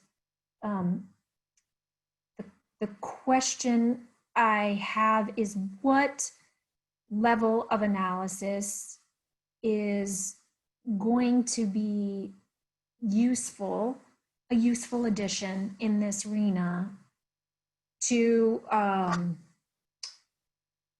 to furthering, to not just be, oh, that's an interesting analysis, but to furthering the goals of breaking down that inequitable access. You know, I appreciate the comment that we all know that issues of race are not solved by equalizing them with issues of income, right? That's why we incorporated the analysis that we did in from the start. At the same time, I'm maybe thinking that the suggestion is to incorporate, would it be additional analysis down to, you know, the city level that we can get to within, what I mean that we can get to within reasonable rates of margins of error, perhaps with a data source like CHAZ,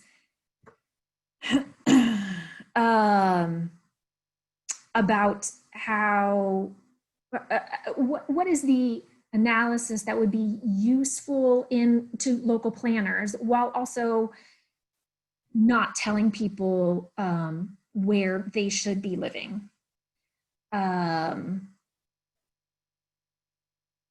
If we do an analysis that shows unequal distribution of populations across a region, how does that impact the need that should be allocated to each city within the region without telling people where they should live?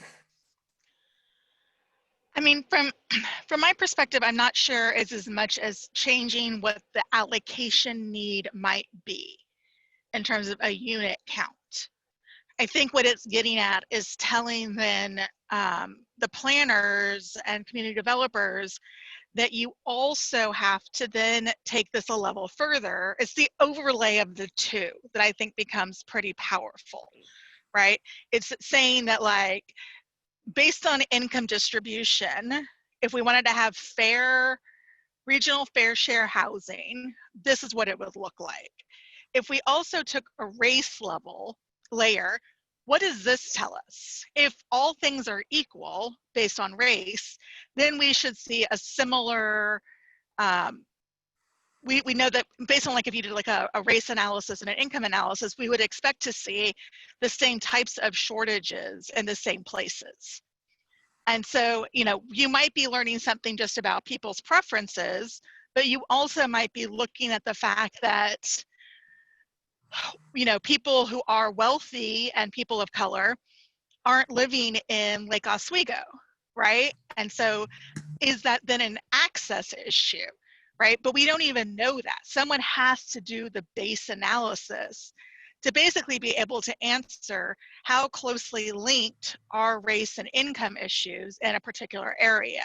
You don't necessarily know what those are or what caused them, but without doing it, then all that continues to happen is the planners will simply continue to focus on income and be like, we just need to give money to people and it'll be fine, right? And it won't set up that discussion about addressing barriers, about addressing institutional issues, about addressing the racist real estate market, right? So I don't know that it changes the allotment. I do think that that level of analysis is critical, though, in setting the stage for the policies that people will want and need to make. This is an area we have some contribution. I saw Sean unmute, so I wasn't sure if you had something to say there.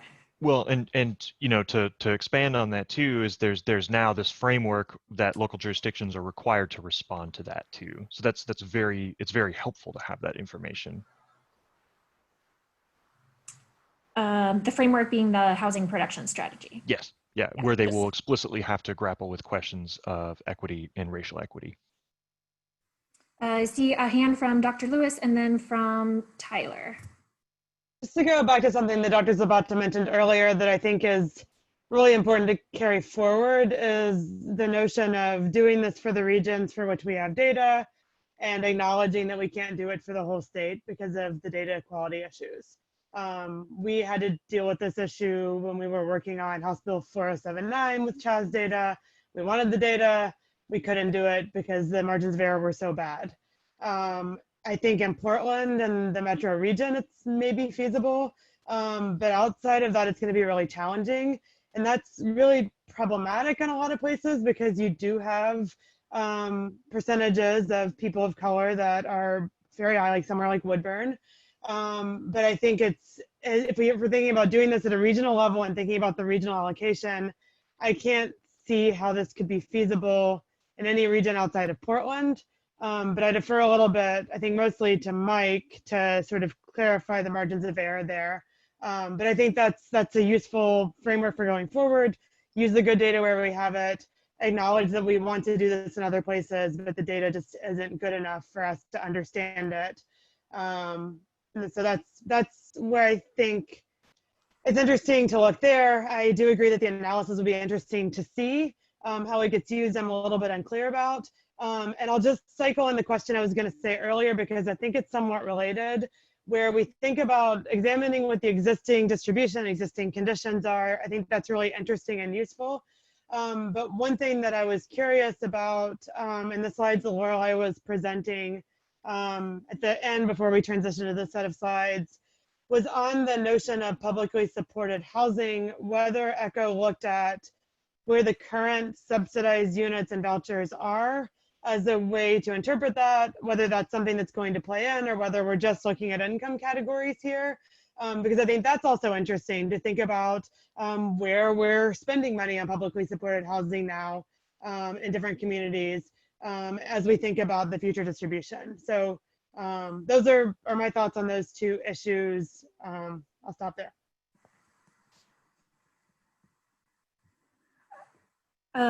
Yeah, and I'm not sure. Let me just respond briefly before going on to the next question to Dr. Lewis's question about, you know, we have definitely talked about exploring where the current subsidized units and vouchers are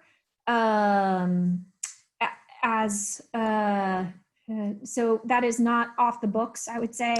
It's not off the table for something that we might add in. At the same time, we had gotten to a stopping point where if we are looking forward, so it's not off the books. I see we have Tyler was next, and then Ethan and Andres. Yeah, hi.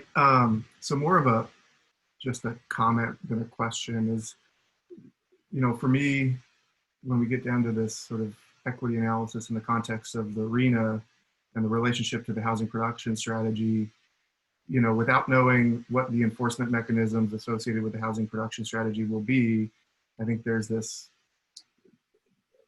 probability that cities who, or jurisdictions that have historically been exclusionary in their land use decision making may not have their, you know, pressures to change those if they say, you know, what we want is we're just going to continue to have single family housing. That's what the preference is.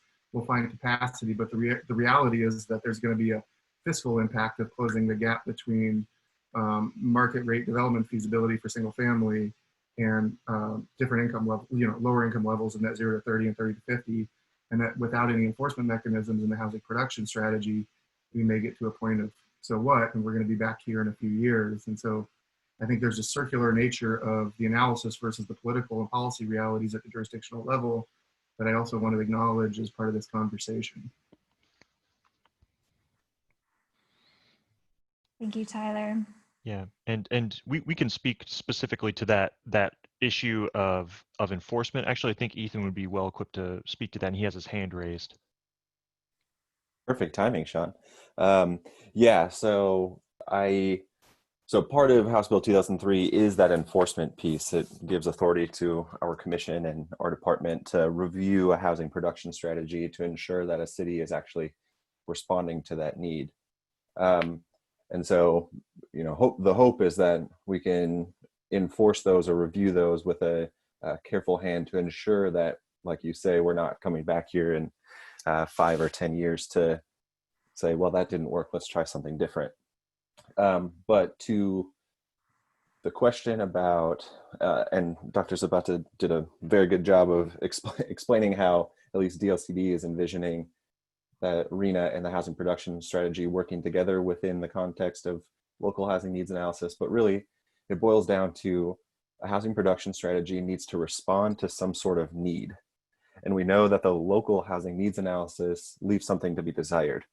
And filling that gap with a regional housing need so we can better understand the actual on the ground need for housing across income, across different services needed to be provided, across types, and all of the things that we've talked about today would be where a RHNA can fit in and plug in nicely into the existing framework. Without the RHNA, like what we're talking about, we can't really assume that the RHNA is going to be continuing forward. So we're trying to, without a permanent RHNA process or without changes to the existing HNA process, we're trying to fit in these types of questions about equity, location, fair housing, home ownership versus rental, all of these things into the existing housing production framework and rules so that we can use those as a avenue to better meet goal 10 in a universe where we don't have the RHNA. And Ethan, you also had your hand up. Was that the same comment that you were Yeah. going to make, or did you have a separate question to go No, along? that was it. Thank you. Thanks for that. And we have Dr. Lopez. Also. Yes, thank you. I just wanted to second what Dr. Zapata was commenting about, how that thinking about a race analysis, you know, wouldn't necessarily change the unit numbers. I think y'all are we're pretty solid already where we're at on making those recommendations, but being able to include that racial analysis and then also piggybacking on what Dr. Lewis said, by being transparent about what is good data or not, or reliable data or not, in what regions. And if the RHNA took the lead by providing that analysis as a companion piece or as something that further details this conversation about housing unit type, I think it would show great leadership. I think it'd be really important for pointing out the gaps of statewide disaggregated data that's desperately needed. And I think it would provide a framework for local housing folks to think more about how they collect data around race and how they connect racial disparities and racial analysis with an income driven one. So I think we have an opportunity to show leadership there by doing that. And I know y'all have that information already. So I think just putting them together and in conversation together, I think would be really powerful. And I really hope that we do that so that we're clear that the income analysis is really more about income than it is about race. Yeah, thank you, Dr. Lopez. I mean, I think that is the intent and the hope. I think at the same time, you know, the discussion and the movement of this forward doesn't stop in September or in March when we hand in the reports to the legislature, but also that has been one reason that it has been especially important to keep this broad stakeholder engagement going, not just the advisory committee meeting, but the broader stakeholder engagement that we're having. And once again, July 7th, whoever wants to join us is the next meeting there. But so that this work can continue to move forward, we can give the analysis with the intentions that we have, and it is our intent as well to work hand in hand as we are with DLCD on, you know, what the RENA does and how that's followed through in the rest of the system. So thanks for those words. Any other comments? Potentially in Yeah. 5 to 10 years, we have the data to do that, right? But At the it'll city. be a little different. Yeah, at the city level, you're talking about. Correct. Yeah, and this is Megan. I think Alan also commented this, I think, in the Q&A about this whole issue of the data quality and how a really critical piece of this for us can be communicating. In a lot of ways, we're talking about in our recommendations, what are the statewide data sources we need to improve to do a better job at all of this? And I think this is a key place where we can talk about that, where we can talk about the need for the state to invest in understanding data better at a statewide, you know, all across the state, not just in the metro region. We need to be better at this across the state. And then on the DLCD side, tie that in with how the land use planning system does or does not support equitable outcomes, right? Because that's also a very key piece that gets overlooked.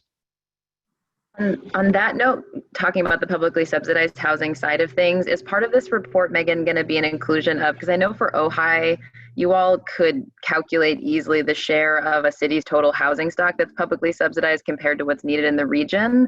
Mm-hmm. Is that going to be included in the report? Just thinking about like having clear information about which jurisdictions in the state are or are not meeting what I would argue is their fair share obligation for publicly supported housing. And income is not a perfect proxy for race, but it is. There is a relationship.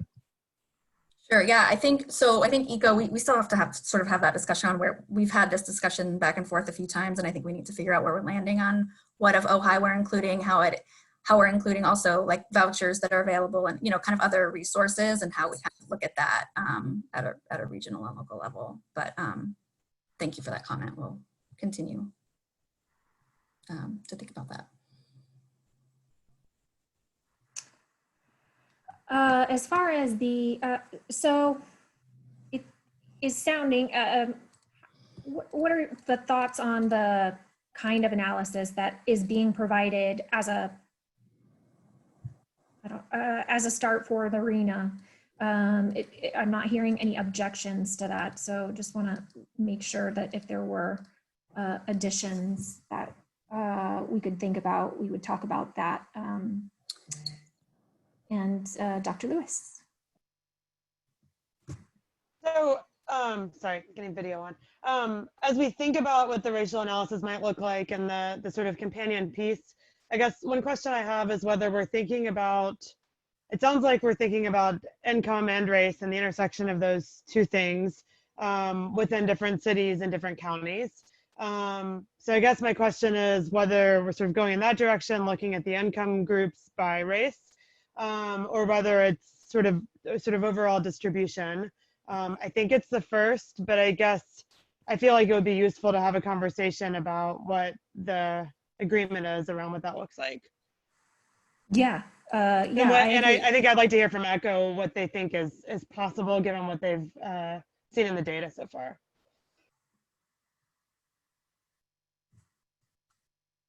Yeah, I agree. Let me put back on the screen, you know, what the plans are, and I can page through these as needed.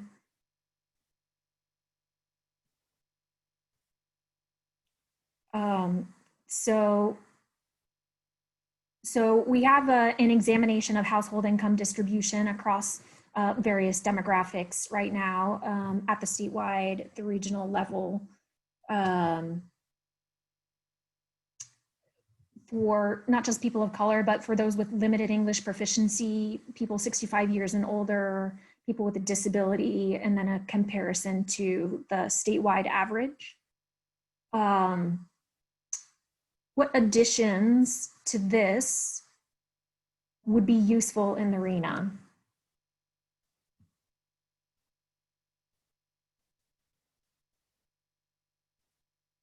We have at the statewide and regional level an examination of household income distribution across the non-Asian people of color, the Asian population, the white non-Hispanic population.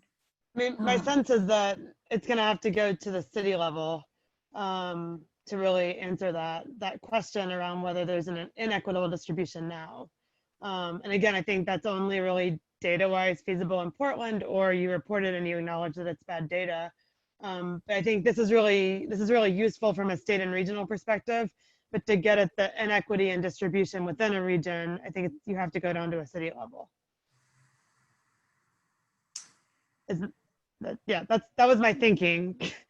I don't know if others are in agreement about that on the call. Yeah, I mean, ideally we would be able to get to the city level, right? But as you bring up from your experience in working in this in the past, unless someone on the call can correct us, that wouldn't be available down to the city level for every city in Oregon.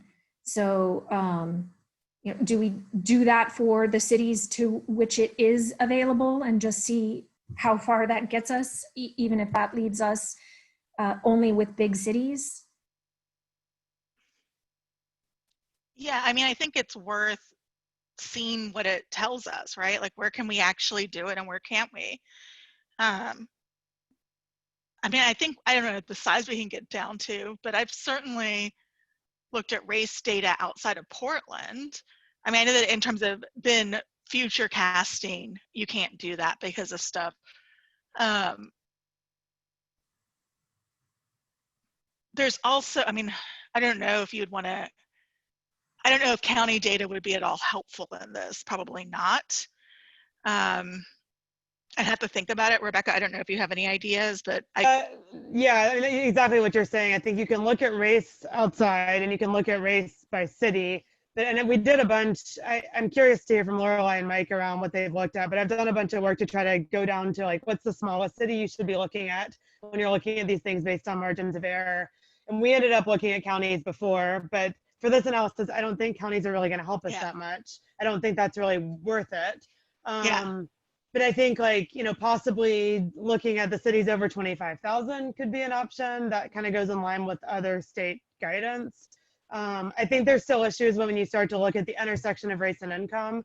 The margins of error just get so wonky that it's really difficult to dig into some of those categories, but maybe there's a cutoff point and you can look at above 80 and below 80 or something like that instead of looking at all of them. But I've been working on projects where we've basically stopped when we see the margin of error and we haven't had the opportunity to try to go further. I'm curious for those that have dug deeper, whether that's a possibility to start aggregating. Yeah, when I did a statewide analysis, I got bumped up to the county level for the same reason. And the county level made sense. But I don't know why we wouldn't try it for the places that we could do it at. And then, and just see what that actually looks like. If you think about from a policy perspective, that could be instructive moving forward. If the state is thinking about doing this and they're thinking about tying this with existing requirements for cities over 25,000, that could again be a useful framework possibly. So it could give data that might be useful for future policy making. I also think there's something to be said of, we did this for the 5 places we could, and we couldn't do it anyplace else, even though we were told to do an equity analysis. this is the best that we could do with what we have.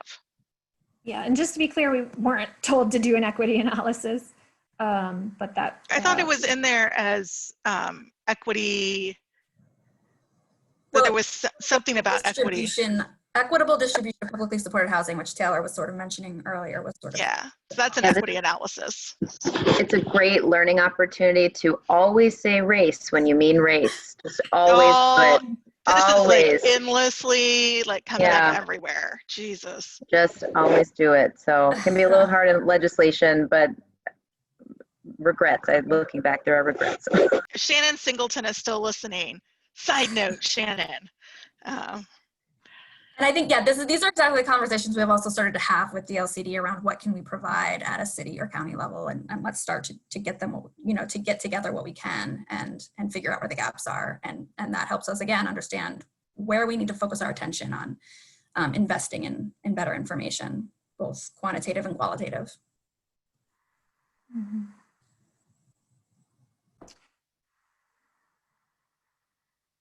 Lorelei, did we want to circle back to the question on equitable distribution of publicly supported housing and the analysis there, or was that discussion complete? We are at 4:05 right now. We have until 4:30. I just have some next steps to review, and we could also talk about other implementation considerations, which are a little bit larger, once again, larger than this project, but I want to make sure that we've had a chance to conclude that topic before moving on. Yeah. First of all, apologies. I turned off my video because I'm having real connectivity issues here. I think I've got multiple people in my household trying to stream, and unfortunately I missed a lot of what was probably just a really awesome discussion. So I'll catch up with Kate on that later. And you'll have to live without seeing my face, which I'm sure is just fine for you all. I'm happy to talk more about sort of the way that we were framing up the concept of equitable distribution of publicly supported housing. If you all feel like you have more to talk about there, I also think the implementation pieces are really important. So I'll leave it up to the group as to where they want to spend the remainder of the time. All right, do we have any thoughts on that? I feel like I should introduce one of those polls here again to take a poll. We'll let you respond in the chat if you would like to talk about implementation issues or equitable distribution of publicly supported housing. What feels unresolved? And perhaps another 15 minutes before we summarize the next steps.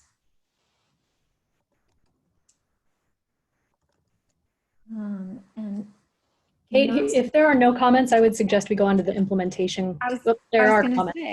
Yep. Yeah.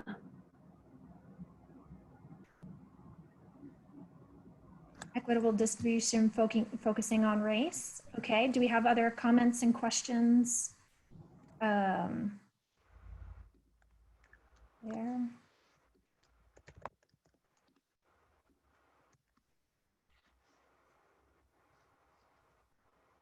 Andres, did you have specific thoughts about that piece that we haven't discussed? I'm sorry, I am at a real disadvantage because I did miss a lot of that discussion that just happened, which is really unfortunate. Sure. It was what Dr. Lewis asked you to share of what and Dr. Lewis, feel free to jump in, of what data, or what was your data plan of doing a equitable distribution around race, or around what data you had and what limitations you had?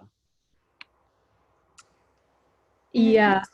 Mike has also been kicked off the call, but sorry, Lorelei, go ahead. Yeah, no, so that is, the graphics that are up here are examples of the pieces that we are able to pull together, and we will be reporting also on margins of error on those. And our plan in general is to try to get it to the lowest level of geography that we feel that we can for each of these kinds of measures that you're seeing represented on the screen, given those margins of error. So in some cases, that means we'll be looking at a regional level. In some cases, it means we'll be looking at a statewide level. And if we can get down to city, where there are places where we can, we will do that as well for each of the measures. So that's the plan that we're taking. And the overall goal is to sort of layer on starting with the income piece, where we can get much more specific, layer on top of that information around how rent burden and other important indicators of housing stability vary by race, so that local jurisdictions have access to all of that information as they're contemplating the policies and other kinds of housing interventions that will go into their housing production strategies. So that's exactly the goal. The goal is to put out here, okay, here's the income, need by income, recognizing that people of color fundamentally need housing units. You know, they don't need a different unit than other people. They need access to that unit. And that's where the policy and other kinds of housing interventions through the housing production strategy come in. So we'll be able to account for the total number of units needed by income, provide information about disparities and inequities based on race, and then drop that into a housing implementation framework that includes both land use plan and housing production strategy to move forward to implementation, and also some sort of regulatory approach to responding to the steps that local jurisdictions are taking. So that's the big picture view of what we're trying to accomplish with this.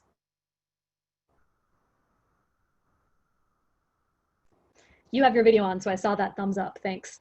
And I think that's what where the conversation went was, we all agreed that we understand the data limitation problem, but if it's possible to get income distribution by race for the cities where the margin of error isn't terrible, that's a useful thing to report.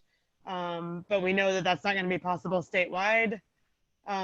We all thought that was kind of useful and interesting information for making the case for better data down the road and for possibly having some legislative context. Because I guess the sense is that only looking at this at a regional or even county level, you don't really get the issues of disparity by city, which is the area in which implementation would matter. So I think Lorelei, we're all on the same page. And great job responding to the question, even though you weren't there to hear it before. I heard like every third word and I could generally tell where it was going, but things seem more stable now with the video off.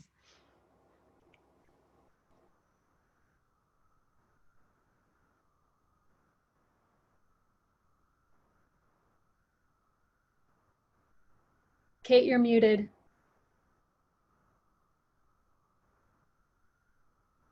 Thank you very much. Please continue to put those questions and comments as you have them into the chat. I want to make sure to summarize where we are going with this before jumping into any other implementation questions. So I'll just review this before opening another can of worms. So in June, possibly into early July, we are putting the finishing touches onto the RHNA methodology so that that can be rerun. And then we will be rerunning that RHNA for all regions and cities in early July. Our plan is to write up a report of the methodology and results that we're already working on between now and August, so that we can review that report with stakeholders and conduct joint engagement with DLCD on this topic of the RHNA between September and October. At the same time that we will put out a survey reviewing that report with the distribution of the report. We will put out a survey to local jurisdictions in September and October to get feedback there. And OHCS will finalize its summary of findings and recommendations between September and December. We will submit our final report to the legislature, that report with the results and our findings and recommendations in March of 2021. At the same time that DLCD will be submitting their report to the legislature with the recommendations to the legislature of how to move forward in answering the questions that are asked of them in terms of how does the RENA relate to what's currently done in terms of cost, effectiveness, and what their suggestions are moving forward. I personally still have questions about how the RENA's estimation of housing need, as we've talked about it today, gets translated into a plan of action for planners.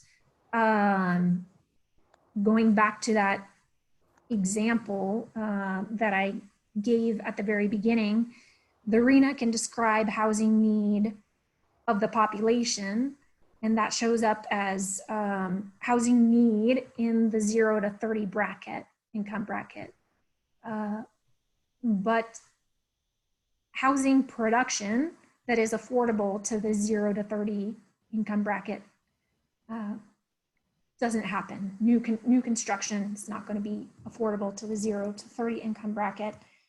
What may happen is construction in that is affordable to the 30 to 80% income bracket, and that would be complemented by a voucher or other housing intervention, maybe down payment assistance in the ownership side through Proud Ground or Habitat. So those questions seem to fit outside of the box of the analysis that was asked of us in HB 2003, while still being the larger questions that are kind of raised as you look at what we're doing and as we talk about how it fits into the larger planning system. I don't know if there's any discussion, questions, comments on that front.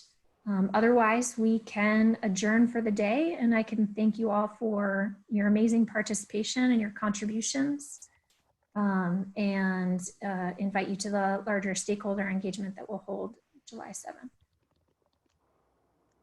And Lorelei and Mike, I don't know if Mike made it back on, but if you have any final parting words, or DLCD, if you have any final comments, thank you for hosting this space with us today. No Yeah. Me. Sorry, I interrupted somebody. That was just me. This is Lorelei. I have no parting words.